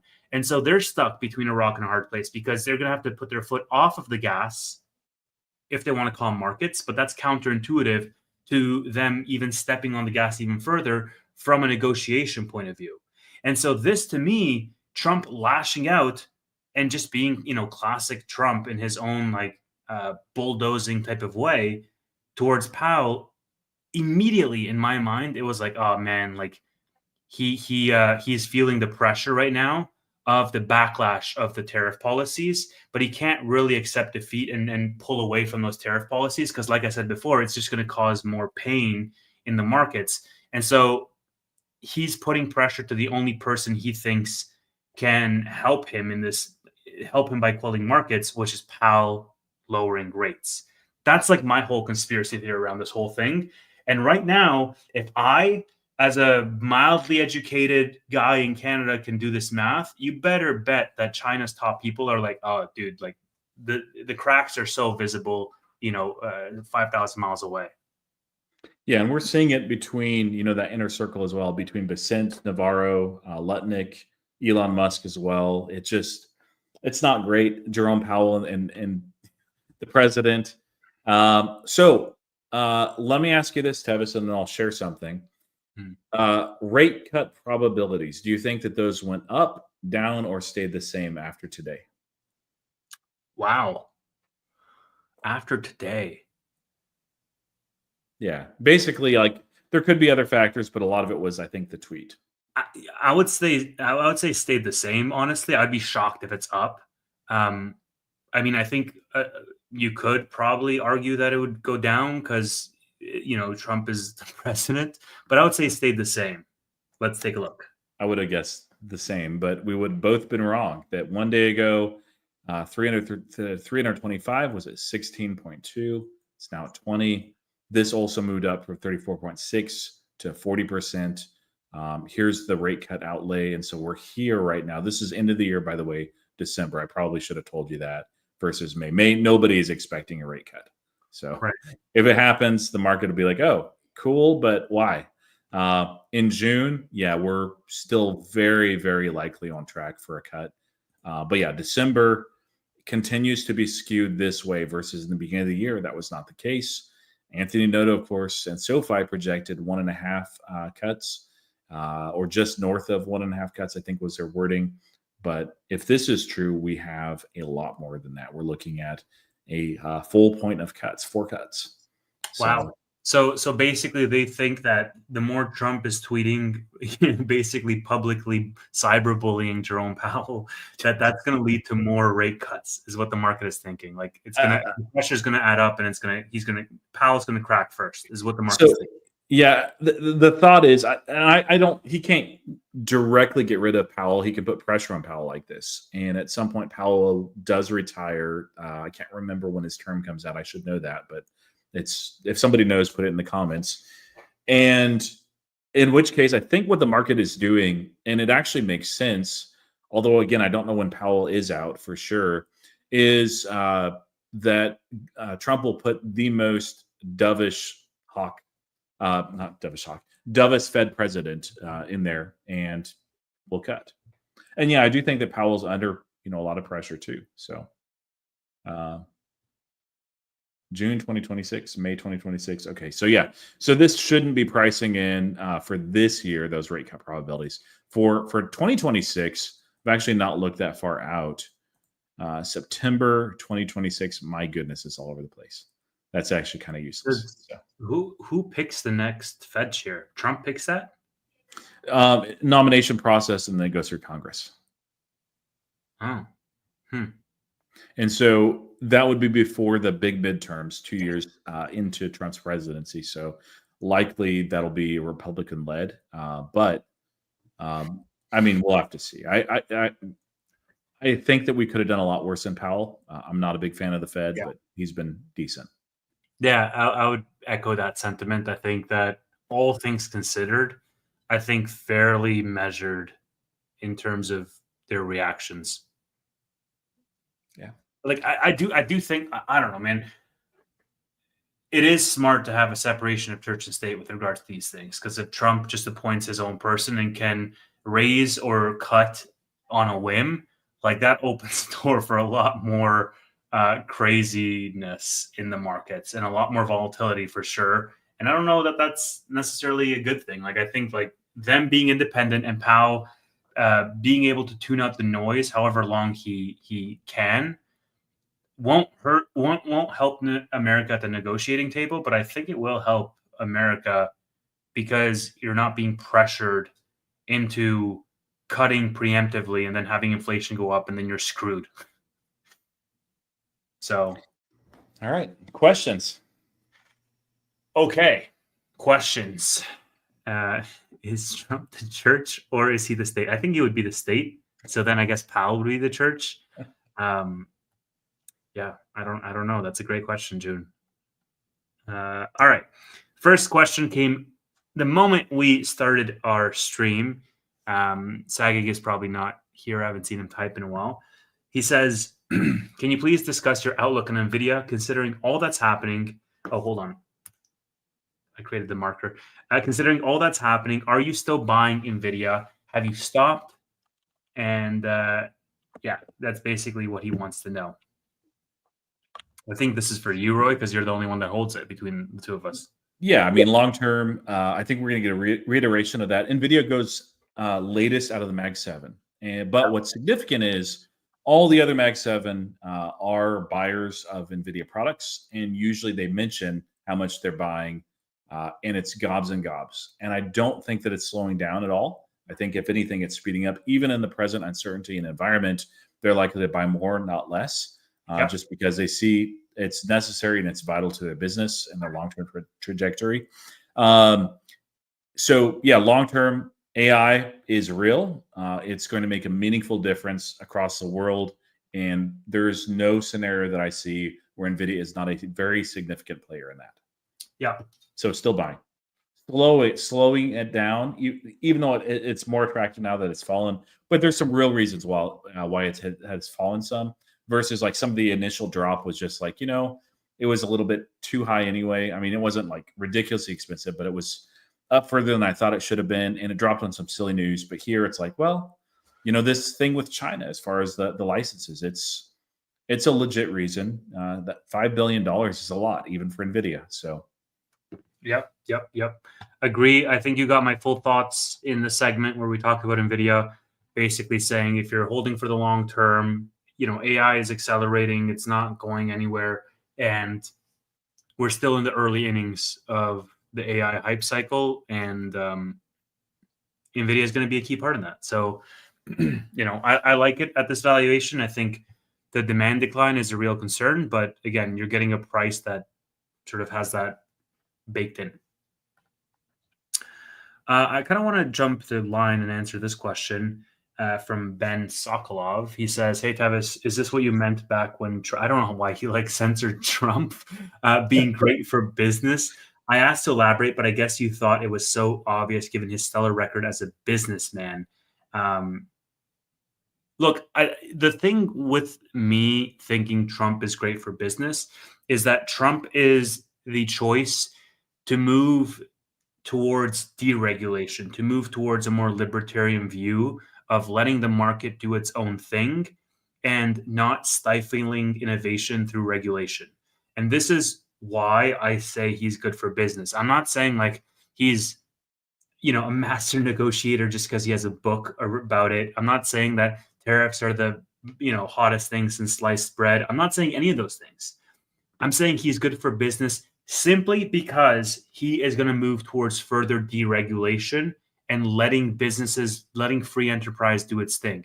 This is obviously true from what we've been seeing with SoFi, because with SoFi, what we've been seeing is all the banking regulations, that's a freaking mess around crypto, for example, that's all unraveling, right? We're going to be seeing like what Besant published the other day, further deregulation in banking. We're going to be seeing further deregulation in multiple industries. And so this is why I say he's good for business, because he is a free enterprise president, because he comes from a business background himself, having had his own businesses. Whereas other selections have been career politicians who in many ways are tone deaf with the actual beating heart of American consumerism, and as a result, make policies that are a little bit mm, missing the mark. Let's put it that way. Roy, what do you think? I think that's a fair take. We also have to keep in mind, like the U.S. GDP was very much propped up by government spend. Government spending kept increasing at an unsustainable rate, especially given the current rates for the 10-year. And so, a large percentage of our income is just going to service the debt, which is like it's not sustainable. And so, if we had a continuation of that administration, uh, we can't do another Joe Biden and Trump, fair enough, like under COVID. We can't. We have to change that. It does take a little while to change. I wish there was more cuts that had been done, but that's a really rough thing. And so a lot of the push was to that feels like fake growth to me. It's kind of real, but where it's just government spend off of tax receipts, and you're just playing a shell game at that point, versus going back to the roots of America, which is private enterprise. You really want to remove some of the regulation that is just stifling. And there is some areas where there's stifling regulation. Regulation is needed, especially in some industries to a certain point. But it was chaotic in the way that it was done. You can look at, for instance, with Robinhood and with other brokerages, that pretty much every single one of them got levied a bunch of fines by the SEC for the last 4 years continuously. And there for sure were some violations that they should have been levied against and been paid for, but a lot of it was just SEC would come out with some sort of rule or regulation, and it would be very confusing. No one would understand it, and so they'd ask for clarification. They'd get nothing, radio silence, and then 2 years later they get slapped with a fine. And it's like, what in the world? How can you operate a business like that? You can't. We saw Lena Khan, she was taking the charge against breaking up monopolies. Now we did see, and maybe we want to talk about the Google news if we want to go on after the questions about them trying to break up Google now, which seems a little bit late and a really bad idea. And I'm not a Google shareholder. I don't like Google. It seems weird, but we need to move away from that of like just trying to grow the government to actually grow small businesses, especially, but enterprise. And so that's the idea of Trump being better for business. Now, we'll see how it plays out. This right now with the tariffs, it's terrible for business. It's absolutely abysmal and terrible. And if this is the way it's done for 6 months, there's going to be lasting damage. If it's done this way for a year, we're looking at Smoot-Hawley 2.0, which led to the Great Depression. I'm not calling for that. I'm not saying that's going to happen. But there are long-term lasting effects. And by the way, some of that contributed to the buildup towards World War II. So, yeah, it could get really bad. I'm not a fan of what he has done in his second time as the president at all.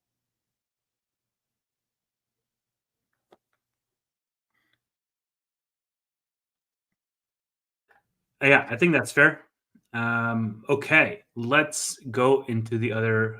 I'm like talking politics with people in the chat. Let's go into the other questions. What do you think about the Trump Powell thing? I mean, I think we did a whole segment on that.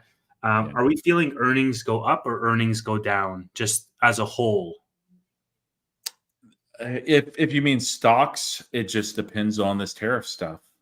That's the only thing that they care about right now. The market cares about, and we need some certainty and stability for the markets to actually go up continuously. We will get rallies in the middle of this, but we're either going to be range bound or trending downward. I expect that we'll retest that low, and we may break through if Donald Trump keeps this up. And then, in which case, we're in a bear market. We came within a hair's breadth of that in the S&P 500. Did not close. I don't think it closed under 20%. There's some people that said yes, it did. That was on the SPY, not the SPX. But yeah, as far as actual real earnings, I think that there's a lot of beats. There's usually about 75% beats. Guidance is kind of the question mark. A lot of companies might do like 2 sets of earnings where it's like, hey, if there's no recession, this, if there is a recession, this, or if there's tariffs, this, if there's no tariffs, this. But I think there's going to be even more that are affected by tariffs directly that'll just say, you know what? We're not sure what tariffs are. And until we know, it's hard for us to infer. So we're just not going to guide right now. We'll just tell you what we're doing and give you updates. And I think that's fair enough for a lot of companies. if somebody like Palantir does it, it'd be like ridiculous because they're fine either way, or SoFi. Like you can't do that. You can stay the same, but yeah, that's where I'm thinking as far as earnings. We need certainty. That's more important than earnings right now. Yeah, I would agree with that.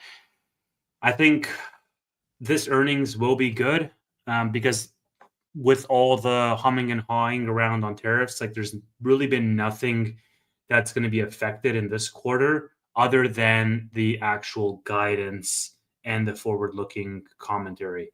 And so I think the actual numbers for most companies are going to be solid, but obviously the guidance can make or break earnings, as we well know.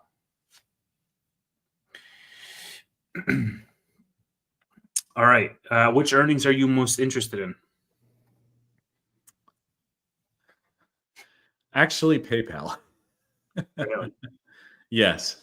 I have a good idea of what's going to happen with a lot of the companies. I have less of a good idea. Like I have a good idea of what PayPal will do for this quarter, but as far as guidance, I'm very curious because they're in a window right now where there's a lot of headwinds of their own making from their Braintree shift strategy as far as margin, and we know that for quarter one. For quarter two, a lot of that I believe begins to shift. Like quarter two mostly will still be that. But beyond that, that's no longer the case. There will still be some, but a lot less. We've seen their margins continue to improve, transaction margin dollar improve, free cash flow improve. They're going to hit an all-time high with active users, like all-time high, period. They're a lot more transparent with their numbers, and it'll give us an early read on a lot of the projects and products that they came out with, announcing initially like a little over a year ago at the first look. But a lot of those are beginning to ramp up. So we'll get a look on Fastlane, which I think is critical. That's a winner take all product. It's not guest checkout, they'll get some and some. No, if Fastlane is as good as I think that it is, and they ended up scaling it the way that I think that they can, that's highly significant for PayPal. They've mentioned a lot of very interesting things with personalization and leveraging the data that they're using. Advertisements are beginning to come out. They won't see a lot of revenue on that initially, but they also have their omni-channel stuff that they're doing, the Will Ferrell ads. So there's a lot that they're cooking, and zero of that have they built into guidance, like nothing for this year. Now, long term, you look at what they said for Investor Day, and it's very clear, like the trajectory. And the great thing about PayPal is they guide very conservatively, basically where they can see actual trajectory. It's not like, well, we hope to be there, and so we're going to guide for there. So I'm kind of curious if we begin to see that shift, and I'm also very curious on what they say with tariffs. There was some. PayPal is going to be impacted with tariffs, even if there's no recession, just a little bit. It shouldn't be highly significant, but there was a interesting idea of EU Trade Commissioner that said, "Hey, let's levy tariffs directly on PayPal and Google because reasons, I guess." So I'm just very curious. So that one, I think for me, I think the stock will be flat at best. Like I don't think the market's going to be like, oh, all-time high with users, or wow, look, margins are even better. This is great. For some reason, they care about revenue now, and they did not 2 years ago when the revenue was great and the margins were down. Whatever. But like, what's happening with that company? Like that gives me a read of like, you can have 2 points that point in a direction. It's like, well, maybe it's just a coincidence. But when you have 4, it's like, okay, this is a very compelling, very clear trend. And it's clear that their strategy is working. So, yeah. What about you? I think SoFi is going to be really interesting. Just to hear more about the loan platform business specifically, that's going to be a really good call to listen to. I think HIMS is going to be really interesting simply because this is the last quarter we have semaglutide, and then every other quarter, I mean, their weight loss segment is going to take a hit until they launch the liraglutide at the end of the year. And I think Tesla's going to be really interesting simply because I want to hear more updates around the full self-driving for June. I know there were some rumors around that could be pushed to 2026, but it was Reuters who reported it, and we know Reuters has a pretty, shaky reporting record when it comes to Tesla things. They've misreported a bunch of times, so I didn't really trust that too much. But yeah, so obviously it's going to be I'm going to be the most interested in what stocks I hold the largest amount. Not necessarily because they make the biggest material impact on my net worth, quote unquote, but mostly because my holding them is a proxy of my interest of those companies. So, correlation, not causation type of thing. Do you guys think the Fed affects long-term interest rates? I don't know why "do" was in caps, but yeah, Fed affects long-term interest rates. So a lot of the long-term interest rates are inferred by the 10-year Treasury. Not all, but a lot, and a good chunk of them. Mortgage rates are probably the most specific. The Fed funds rate does impact those. Usually, what's actually kind of interesting, and I'm not sure if I can find this chart. Maybe I bookmarked it. Let me see real quick. That is nope, I didn't bookmark it. Okay. Usually there is maybe a little bit over 1% gap between Fed's fund rate and a lot of the other interest rates out there. But there's a much more significant one, and I think a lot of it may be the uncertainty as well as a slowdown in certain sectors. But it's one of those things where if the Fed cuts, it does affect some things instantly, but mostly these are you cut, and it's like if you ever played a video game where you have super high latency. Yeah. I did back in the day because I was at the dawn of the internet basically when I was playing, and I was in Alaska, so we didn't have great internet either, and so you'd be playing Half-Life or something like that, and you'd move your mouse and you'd click, and then like 3 seconds later you'd actually move and click, and maybe you catch some of those frames. That's what it is for the Fed when they cut rates. Is there's high amount of latency. Some have said on average it takes about 2 years to feel the full weight of a cut or a raise. I think cuts are felt a little bit quicker than raises. But you will see, like if they do cut 100 basis points this year, you're going to see long-term interest rates virtually universally go down. But it may not be instantly overnight.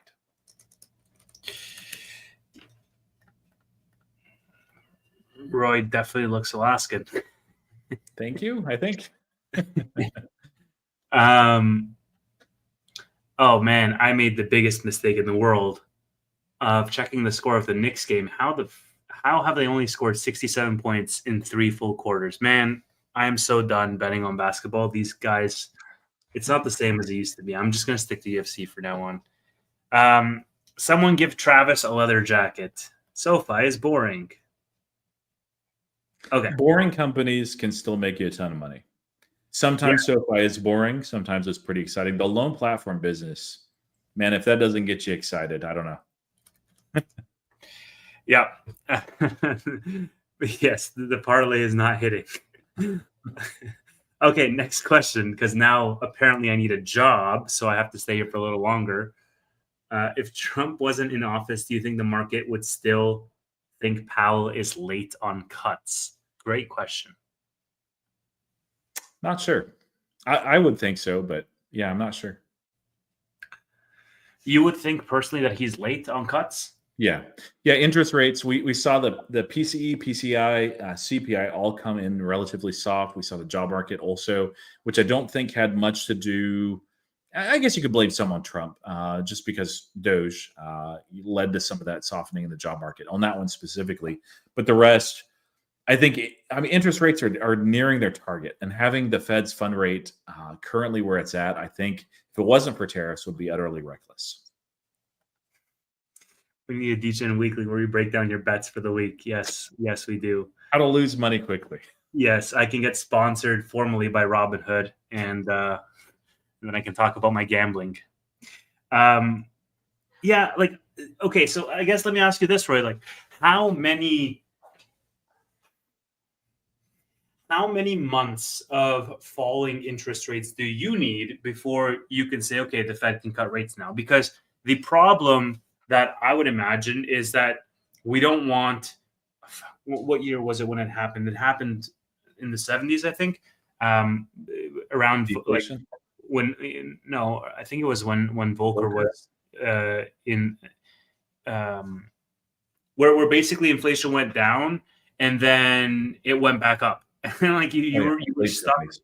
with this like really tough situation. And I think that's the fear of like that's the other side of the argument. Like they're being overprotective to not get into that situation again.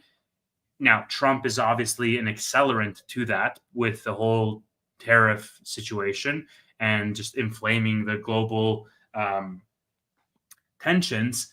But the point being that somebody might say, okay, inflation is coming down for 2 months in a row. That's enough. We need to cut rates. Somebody else might say, okay, well, actually, 4 months is the sweet spot or whatever that may be. But like, I don't know, right? Because what you don't want is you don't want a resurgence in inflation and it just fakes you out. And all of a sudden you've lowered rates and like you don't want to increase rates again. It just causes more confusion, more pain along the line. And you just prolong this thing even further. Maybe. What's really interesting though is the CPI and the PCE as well, PCI too, especially PCI. It surprised me that they came in cold. I figured if anything, it'd come in hot, simply because there's a lot of purchases that were trying to front run the tariffs. And so I was fully prepared for that. And I was like, hey, it's going to come in hot. And this is why, like I'll look at micro stuff, but I won't like make too many decisions on it, except for very, very big things that are specific to the stocks that I'm in. But yeah, I was wrong and it came in cold. I'm like, okay, we'll have to see. But if I think if we have like two more of those that come in cold or at least flat, I mean, they need to cut. It's too high. Like you can see what's happening in the mortgage market too, real estate market. Like it's rough out there, and that's a big part of the U.S. economy. And where we were fine under the prior administration, basically without that at all. That's not the case right now. The economy has weakened some because of tariffs. Yeah. Troy says, I work for the Chicago stock trade market exchange. Word here in the trade tables is interest rates need to remain high in order to be able to cut drastically again. Otherwise, it is game over. Interesting. Very. Okay. Next question. Sanjay asks, given the very weak United States dollar, what do you think will happen with rate cuts? I think we're like circling around the same, Yeah. territory. I would ignore that when it comes to rate cuts completely until Powell and the Fed start talking about that meaningfully. I don't think that's in their equation at all. I think they're focused on other things completely.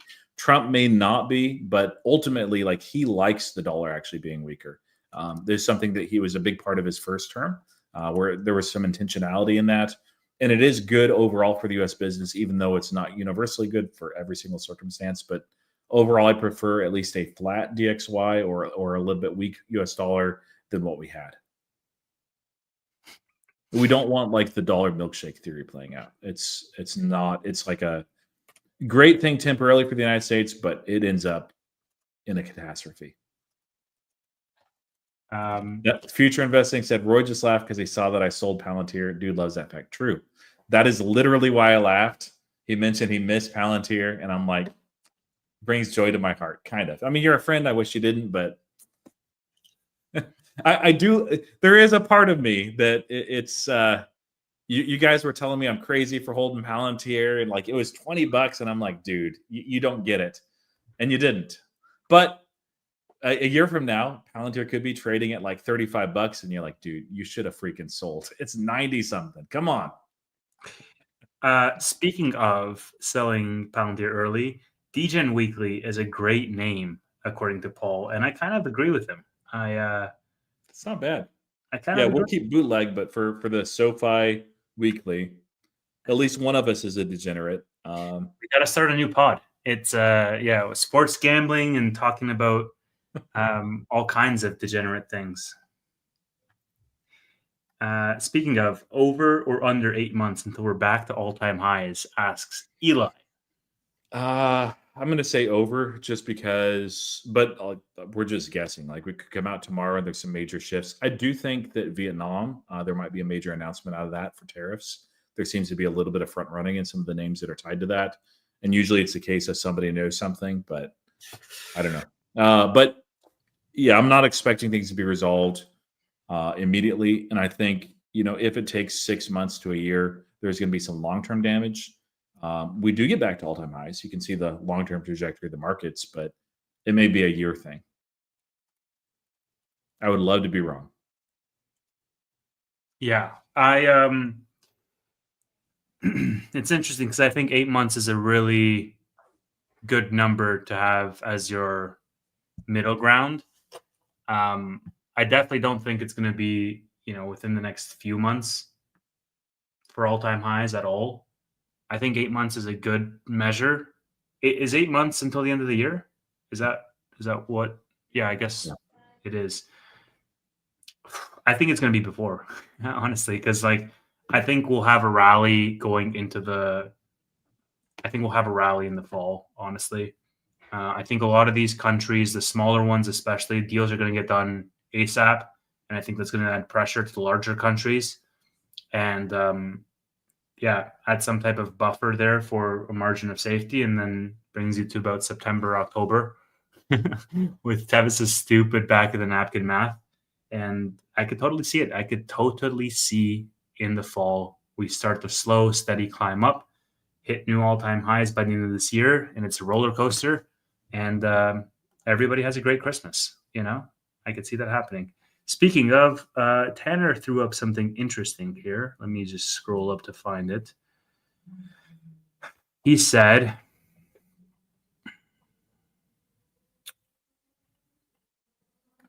the S&P 500's performance since Inauguration Day is now the worst for any president up to this point in data going back to 1928.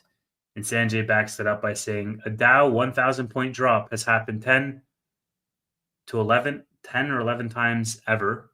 4 of those have been this month. Yeah. I mean, this one is a little bit skewed because the market just gets larger and larger, and it's like that's true. Different for a percentage drop, but this one is wild. Yeah. You know who was president in 1928? I know you're not American, but maybe you do. 1928 was it?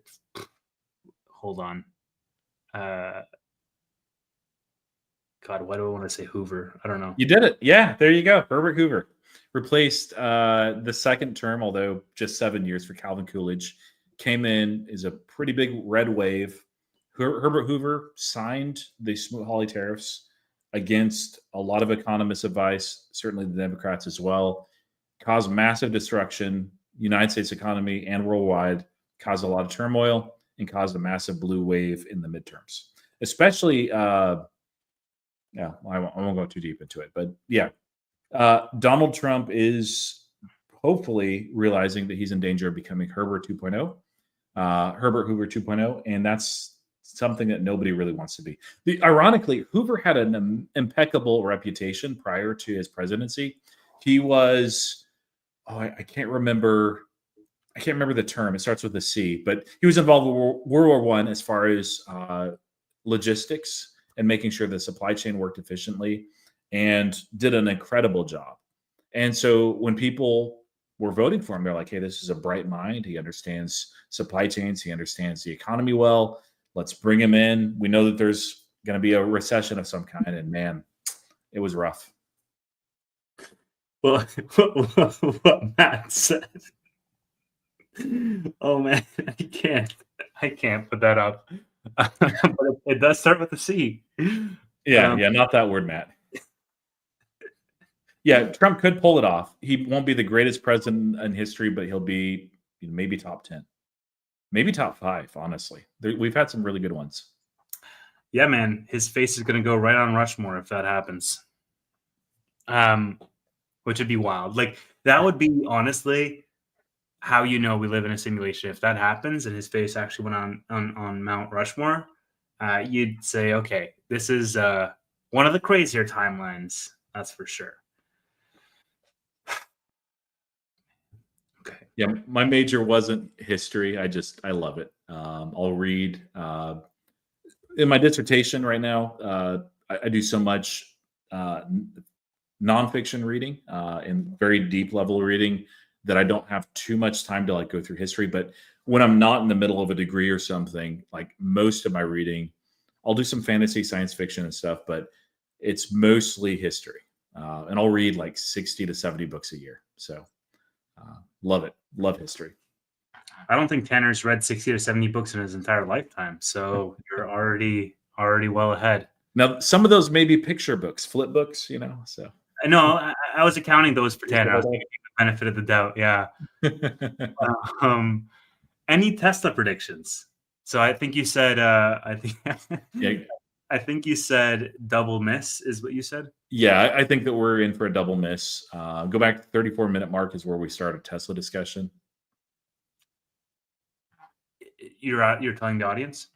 Yeah. Oh, we need to run another ad, sir. Sure.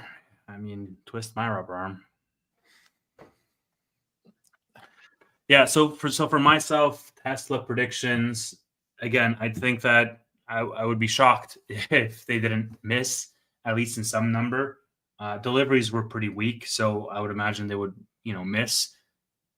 But I think Elon's going to jump on there and he's going to start pumping like it's his day job, and we'll see where the stock ends up. I mean, it was down 7% today, so if it's down again like it was today, then we're probably back into the high 100 range, which is wild. Yep. What is a better buy currently, Tesla or Nvidia? Nvidia, for me. I would agree. Tesla is my second largest holding. If I had more new money to put in, I would open an Nvidia position over buying Tesla, simply because I think that you're taking less risk on by going into Nvidia for a future that's equally as bright. Does PayPal buy shares on a schedule? They weight them more in the first half, some in quarter three as well. There's some in quarter four just to make sure that they hit their $6 billion amount, which is 10% of their market cap right now, which is actually a little bit more. It's ridiculous. So yeah, that's one of the things I'm curious on too, is if they accelerated that.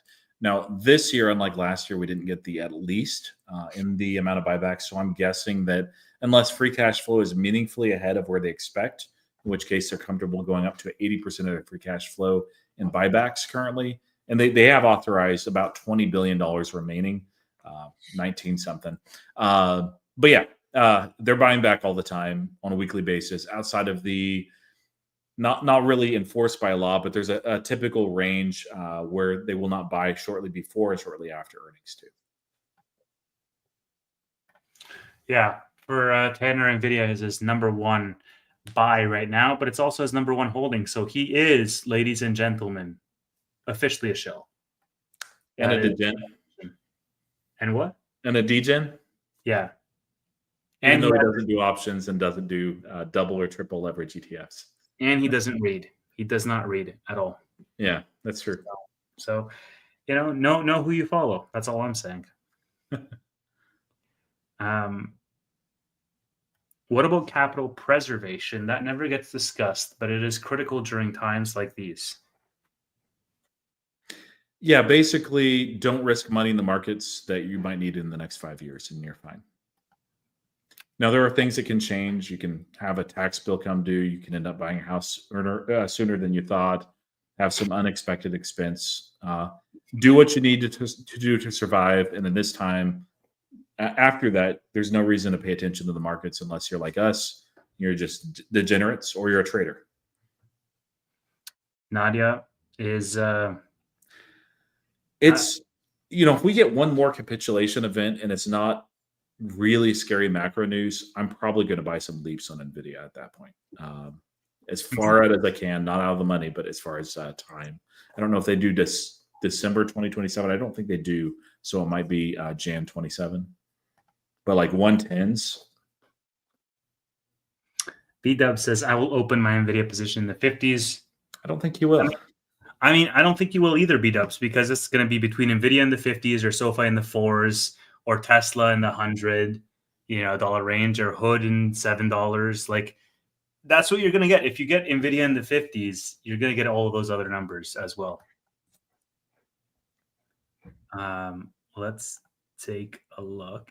Any stocks you would have as a screening buy? I think this just relates to our Nvidia conversation. Yeah, I think PayPal, I think SoFi, and I think Nvidia especially. Like Nvidia is out of those three the least risky. Like PayPal for valuation shouldn't have risk, but there are some. But yeah, Yeah.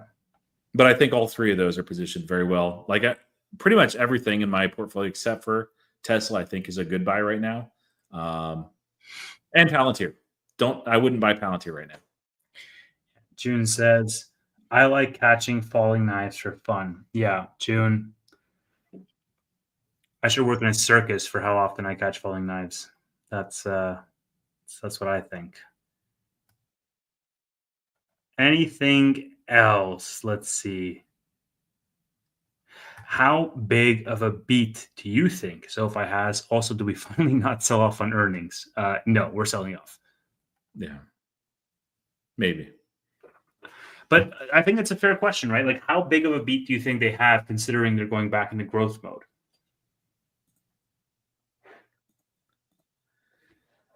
I don't know. The EPS actually seems kind of reasonable because you have to take into mind they've realized most of their tax losses. So there is a little bit of drag on EPS just from the taxes. The revenue seems very soft. This would be the first time where we actually see a decrease if it actually comes in line. It's not going to. I think the revenue will actually be very good and surprise some people. Like it seemed very bearish, and I see no reason to be bearish on SoFi at all right now, especially with the loan platform business. I don't know what it's going to take for the market to change its opinion on SoFi. Same with PayPal. Like they're doing good things. If they keep doing good things, eventually that weighing machine comes into mind instead of the voting machine. I don't disagree with that at all. This is going to be a moon quarter. T-Dub says. We'd have to see a shift in the macro or at least some certainty with tariff stuff. If we do, it could certainly set up that way. And I actually prefer going into earnings like this, where there's fairly muted expectations. The market isn't like roaring and ripping at all-time highs. That's usually a pretty good setup. But like everything's macro right now, and in the mentality on most days, not every day, but most days is like, okay, who cares if they're doing this ridiculous, awesome thing? Trump just tweeted out this. And it's frustrating. Markets are not always like that, but that's where we're at right now. There was a question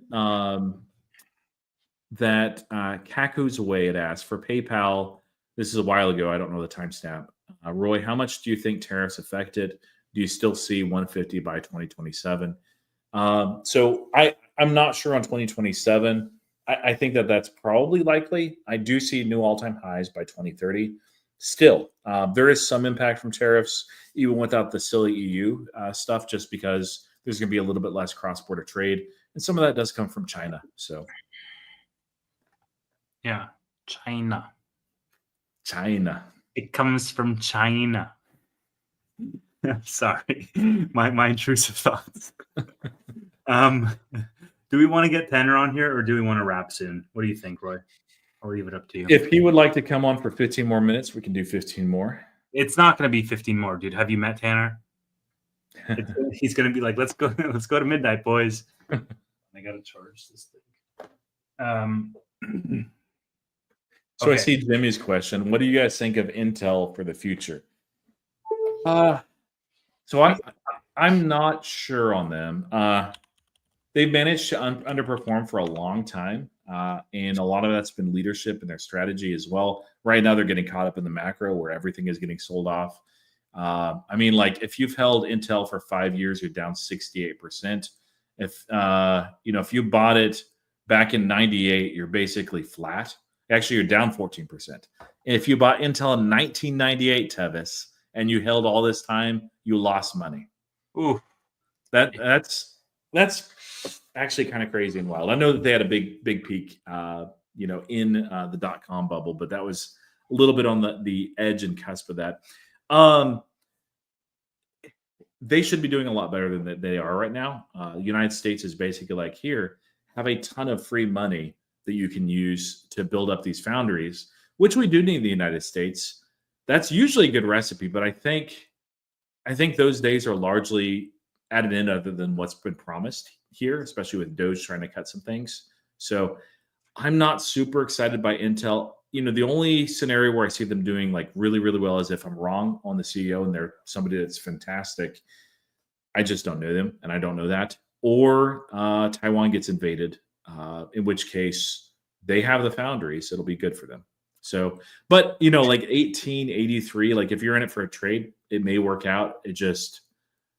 There's a reason why they're down, and I think a lot of it, I think maybe all of it is fully justified.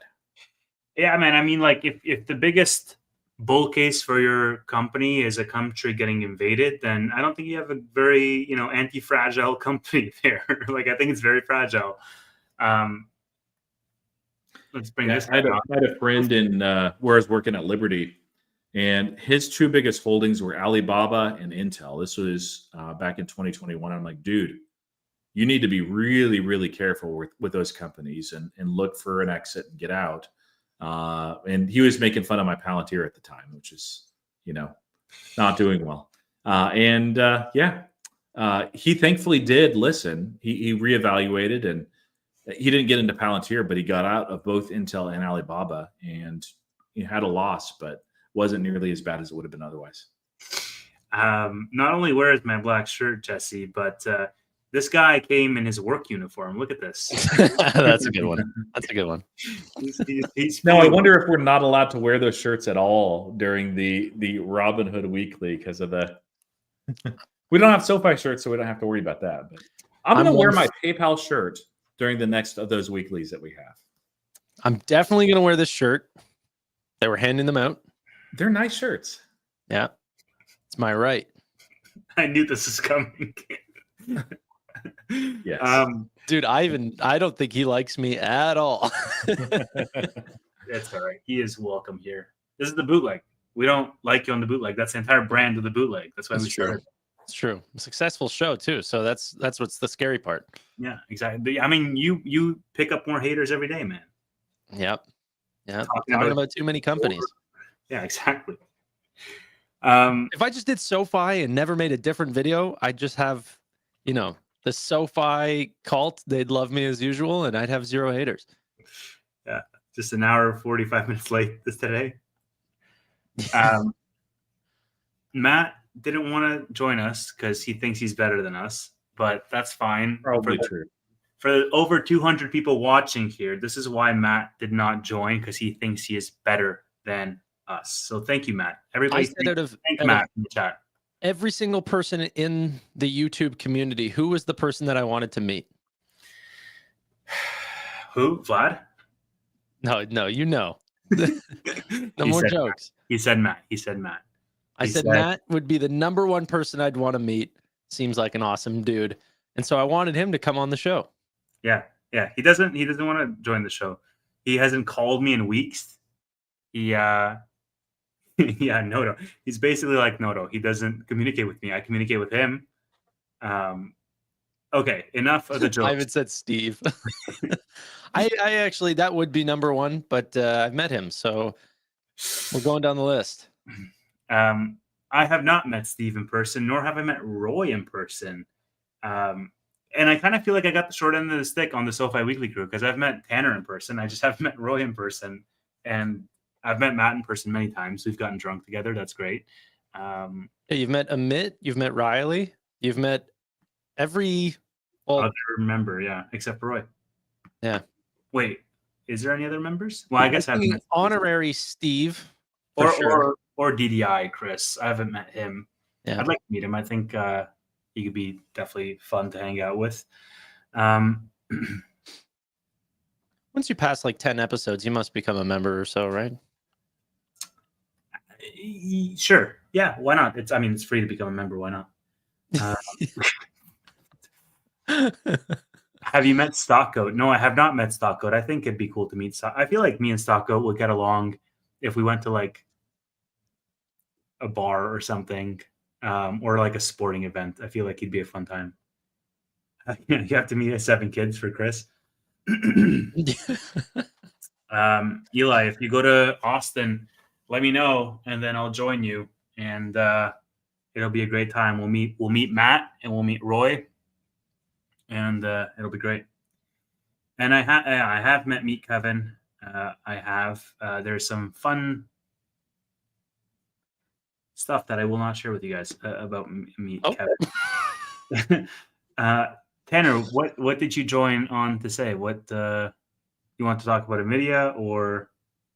Dude, honestly, Stockcode is welcome. He knows that. Like he sends me stuff on DMs. We chat. Anybody in the SoFi community is absolutely welcome. But he does a very successful show himself on earnings, and he does pretty well covering the stock. So yeah, I mean, he's been on a few times. He's been on a few times. Yeah. Except Tanner, exactly. He is not welcome. Do you see this uniform? I think, guys, for our SoFi Weekly, since we got to rename it, let's name it Stock Goat Weekly. Let's not do that. I don't want to get lawyer letters from one person from the next. Yeah, I've had enough of those letters. Jeez. No, I didn't really have too much to talk about. I just thought you guys were rapping. I hated that idea, so I said, what's one way I could stop it? I bought a new stock. Shark Ninja. I bought a new stock, but you guys can't hear about it because it's reserved for my video. I'm gonna release the video next week. Buy my course. I said it in your chat already. It's the trade desk. Oh, nice. Yeah. Buying advertising companies going into a recession. You like that? Not usually, no. No. I don't know. Do you think that there's not going to be a recession, or are you just super long term with it? Yeah, no, I just see an opportunity that I think Google will probably leave the open internet, and that it'll open up a big market for the trade desk. And that's simple. That's it. In terms of actual recession plays, I mean, I've been staring at Netflix like crazy. More Nubank, Google, those sort of plays. I still want tech. I still want growth. But potentially in areas that might be a little less affected. That's all. I don't know. How do you guys think to play a recession? Do you rotate your positions, or do you just try to add in? Because I just put more of my newer ads into positions that will not be as harmed. I just I do have a small swing portfolio that I'll make some plays on, but I'm usually just okay on that. I'd rather just add to those that over the next 10 years I think are going to do very well. They're at much more attractive prices, so why not? What do you think about my names? Nubank, Netflix, Google. I don't know. Google, I think, has some more exposure than you might expect. I do think it has a lot of exposure. Nvidia should be really fine. I don't see any issue there. Nubank, likewise. I mean, the stock will get hit, but I think the company will be very good. Like, they're very resilient. So, but Netflix, no gripes at all. No, Netflix is good. Yeah. I don't think it's cheap, but that actually might be replacing Apple as a flight to safety stock. Sure. We'll have to keep an eye on that. If so, actually, it could go up quite a bit just based on that momentum. What did it do today? Oh, it's up 1.5%. Yeah. Whenever you actually think of the magnificent companies in the world, a lot of people think of the Mag 7, but actually Netflix was in that list in the last iteration of those names, which was FANG. Yeah. Yeah, it's up 78% over the past year. Man, it's $1,000. It's crazy. Yeah. Matt Money says, how can I convince Tanner to buy Rocket Lab? I can't buy companies that do well. I don't know. I have to buy all the bad ones. So no, I don't know. Tanner, I could actually see you buying Intel. Like, that's a crazy part. I could Intel? totally see you. Yeah, I could totally see you making a case for it and just going and be like, "Oh, guys, the turnaround blade." Like, I feel like that's right up your alley. I don't do a lot of turnaround plays. Definitely not as much as people think. I definitely have with PayPal and stuff, but like past PayPal, what is there? No, but I'm just saying, like, if you But yeah, told- I definitely looked into it with Steve for like 3 hours. yeah, But and ended up not taking a position. yeah, you just look like an Intel guy. It's fair. No, man, I'm Nvidia all the way. I mean, I don't know, man. Just because you like one thing doesn't mean you don't have to like the other. It holds more- Nvidia at 95 versus Intel at 18. Like it's easy. Nvidia, like it's so much safer. There's a lot of upside. They're executing at a high level. With Intel, you have to bet on a turnaround play and a lot of macro stuff. It's just sometimes you guys just take the easy play. I mean, yeah, but you can buy 5 shares of Intel for every 1 share of Nvidia. So you got to think about it like that. All right, use your brain. If you're very new to the markets, Tevis is joking. So yeah. More shares, faster recovery. Exactly. 5 is bigger than 1. You know, it's common sense, man. Yeah. No, man, you guys were talking earlier. I mean, like earlier, like the beginning of your podcast about Nvidia and the XAI potential for them to go to 1 million GPUs. There's never been a better time. And the great thing about this is that in that ecosystem of selling GPUs, there's a lot of parts that Nvidia doesn't have part in. And one of them was definitely optic cables or photonics. And so now to get to the multi-100,000 GPU clusters, potentially 1 million, you need those types of chips that will actually enable that. And now Nvidia also sells those parts as well. So it just furthers them in being that ecosystem partner that a company that XAI will actually choose. And obviously they already have, being all Nvidia chips essentially for the first two iterations of going from 100,000 to 200,000 GPUs. But going from 200,000 to 300,000 or even 1 million will continue to be built out by Nvidia. So, yeah. Go ahead. Let me ask you this, Tanner. Where are we on the Nvidia Weekly show? Like, is that any closer to being set up, or what's going on with that? Nvidia Weekly is not anywhere closer. I did talk to some pretty exciting people that said that they could get me guests for the show. However, that was like 2 days ago. So I haven't heard anything yet. But it's definitely like top of mind for sure. Because I know you want to start the Shopify Weekly. I know you want to start Nvidia Weekly. And I think both are great ideas. And I think both are right up your alley. And I'd like to be a viewer of both. Because I think there's a lot of beneath the surface stuff. And look, I mean, even Ivan would watch Shopify Weekly. Even the staunchest advocate for this show, which is fundamentally against Tanner, would watch your Shopify Weekly show. So yeah, he said Nvidia is a boring stock. All right, well, you got 1 out of 2, okay? The fastest growing company in the world, like that the world has ever seen. Boring. Borat would That's watch. the time to buy is when quality companies are considered boring or a waste of time. It's usually a good indicator. There's a few questions you've starred, Tevis. Maybe we can handle those over the next like 5 to 10 minutes, just like rapid fire. Some of those. Yeah, let's just do 5-10 minutes and then wrap. Because we got 2 hours under the belt. Tev, how about the HIMSS COO Melissa Baird stepping into an advisory role? This just broke today, where she's basically leaving the company from an operational point of view. She is going to be overseeing the transition of her replacement to get ramped up. Yeah, I mean, I don't make too much of it. We know SOFA executives have left. We know pretty much company executives are going to leave. They're not going to die at that company. Like they're going to retire. They're going to live their life. They're going to go do other things. So it depends on. It could be. It's kind of spooky to investors because they always think the worst, and they always think that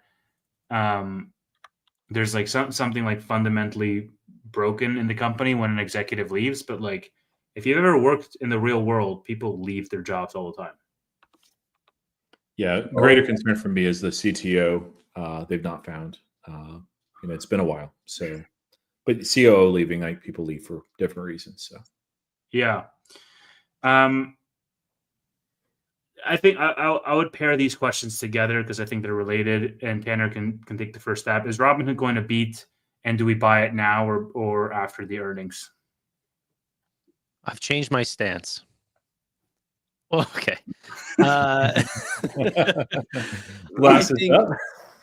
think that they could end up beating. The more I look at the numbers, the more I'm getting closer to potentially seeing what Wall Street's seeing. But even then, I'm still coming very close to like a meet. Like my numbers right now are like 908 right now. And I think they're expecting 907 million in revenue. What a surprise. and so if somebody's looking to get in before or after earnings, I don't care. Like I can't judge what the stock price will do. I mean, historically speaking, it's dumped on good earnings a lot of times, and who knows? But I'm not an oracle. I buy whenever I have money. Why are you not an oracle? That's disappointing. Yeah, I think that they'll probably beat. I don't think it'll be a massive beat. We know the numbers through March 28th. There's some numbers we don't know too, but no, I think that they'll do well. Yeah, my SoFi numbers are much more of a guess than my Robinhood numbers. Robinhood numbers are pretty well. I would honestly be careful with your words, Tanner. With what? I don't know, man. Things can get. You have 200 people just like you're saying. My SoFi numbers are much more of a guess than my Robinhood numbers. As you're wearing a Robinhood shirt, saying, "Oh, I think they can beat." Yeah, but that's just SoFi is. I'm going off app downloads. I'm going off of these sort of things. Why do you hate SoFi? Yeah. Why do you hate SoFi? But Robinhood, I actually. Oh, can I actually show you guys something? Can I break some news on your podcast? Sure, I guess. I don't know where this is going, but it sounds. It's SoFi stuff. Can I do a SoFi content that I'm going to make a video on? Yeah. All right, fine. Yeah, it sounds material, non-public information. If he's like, well, actually, I know what Robinhood's going to do. Can I show you guys something? Can I break news? Sure. No, well, it's the reason why I know what Robinhood's going to do is because they've showed us all of their trading volume. It's a brokerage. Oh, they've shown every single day, but 4 days out of 90, what they're already expecting. So we can judge what the conversion rate is, and then what their net interest revenue is more of a guess. But that's I'm just messing with you, dude. So shout out to a user that I'm forgetting on X. Sent me all the sensor tower data on SoFi for the last year or so. So I went ahead and share my screen. I went ahead and took all the sensor tower data for their downloads. So this is all Q1. We got 669,000 downloads, or essentially 670,000. However, the new members that SoFi actually said was about 88% conversion rate. For Q2 is about 650,000. We actually got 642,000 new members, a 98% conversion rate. Okay. Now, if we actually go down to Q4, we actually saw a higher new member count than total downloads across both the Apple Store and Google Play. So it's a little bit interesting, but over the last 4 quarters that I was able to get information from, you see a range between 88% to 103. I'm sorry, is this only members in financial services? No, this is total SoFi members. You're assuming that people who have like a mortgage with SoFi are also downloading the app? Yeah. Okay. And then for Q1, I took the average rate, 94.78%, and that puts us at 807,000 new members based on the total amount of downloads that we saw in Q1. And then Q2 was not finished, but we already saw April, and April is bringing in about 200,000. It's good. That seems to be correlated with the website traffic we're seeing too. Yeah, exactly. Exactly. And if there's more users coming on from website, then this is where we're going to get potentially additional members. But it could also be lower. It doesn't mean like downloads lead to members. Sometimes it's a lower conversion. So, yeah. Any thoughts and opinions on this? Cool. That's great, man. Yeah, really. Well, I think it's kind of bullshit, actually, now that I think about it. And here's why. Because it doesn't account for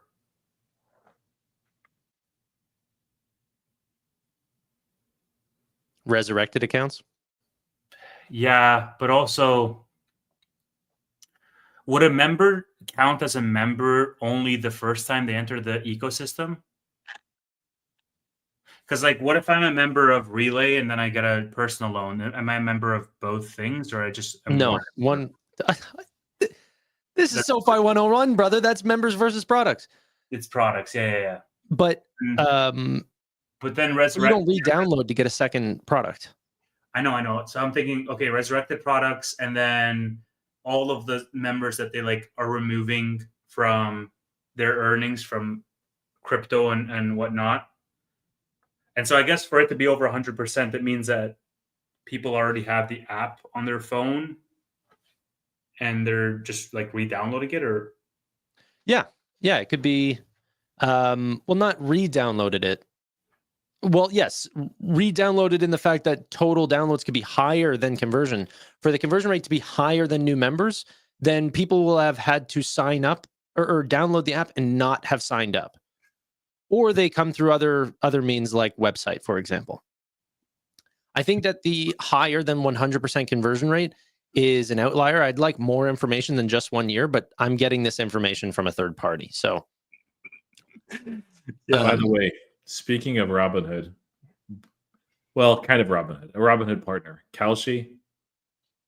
I guess you can bet on everything. Oh, stop! What the heck is going on? And my condolences to anyone who's Catholic, losing the Pope. I'm sorry that happened, especially when it happened. But that's.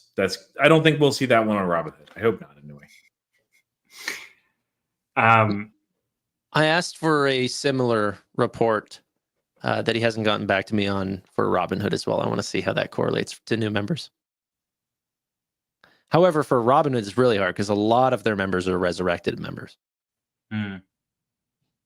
Because, checking accounts are very stable, but brokerages people come in and out of pretty quickly. All right. Well, I think that's a good one to wrap on, guys. Tanner will explain himself to God why he sold SoFi. When did I sell SoFi? You know when. Yeah, you're the only person out of the three of us who has sold SoFi. I have, and it's treated me quite well because I sold it 40% higher, and I bought it back in the $11 range. So. So actually, one last question, Tevis, and I do see that you started. T-Dub asked about it again. What's your thoughts on Lemonade? I have no opinion, but you have any updated thoughts, or you just before? Yeah, I mean, look, I think Lemonade is going to continue to grow. I think they're going to reach profitability at some point towards the end of this year. Maybe early next year. Like, they're on track. Every metric is heading in the right direction. Bullish on the company. Am I adding to my Lemonade right now? No, but that's simply because I think there's a lot of things that I want to add to right now. Lemonade comes with more risk associated with it because it is a smaller company. They haven't reached the profitability yet. There's execution risk that's baked in. I think the macro environment will affect them somewhat harder, not just because insurance, but also because I think they're just smaller in general. So you can't really say, okay, well, Google and Lemonade are going to be hit the same. Absolutely not. We know that from previous times that small caps fall much harder. And so there's associated risk there with investing in the actual Lemonade stock. But the actual business is going to continue to execute. And I think it will come to an inflection point at some point this year or maybe early next year where they're going to reach that profitability, sustainably so. And they're going to explode in terms of the stock price because the market rewards companies that have just turned profitable. And we know from Lemonade's investor day that they held back on November, I think it was, or October, that they have some pretty ambitious plans for the next 10 years. They've laid them all out. And so, I think they're going to do very well. It's just you have to let the story play out. And we're still very, very, very early in that Lemonade story. I hope that's a good answer. Ivan wants Shopify Weekly. And other than that, thank you, everybody. Wait, what are you doing? What's going on here?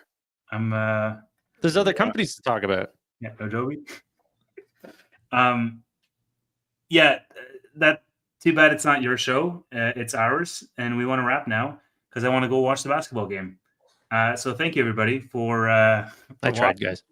And I'm going to mute him. And we will see you next week in the Bootleg Weekly podcast. I'm removing him because he unmuted himself. Not that basketball game. I didn't say it. Yeah, the other basketball game is what I'm going to watch. And all right, bye, everybody. See you next week. Bye, guys.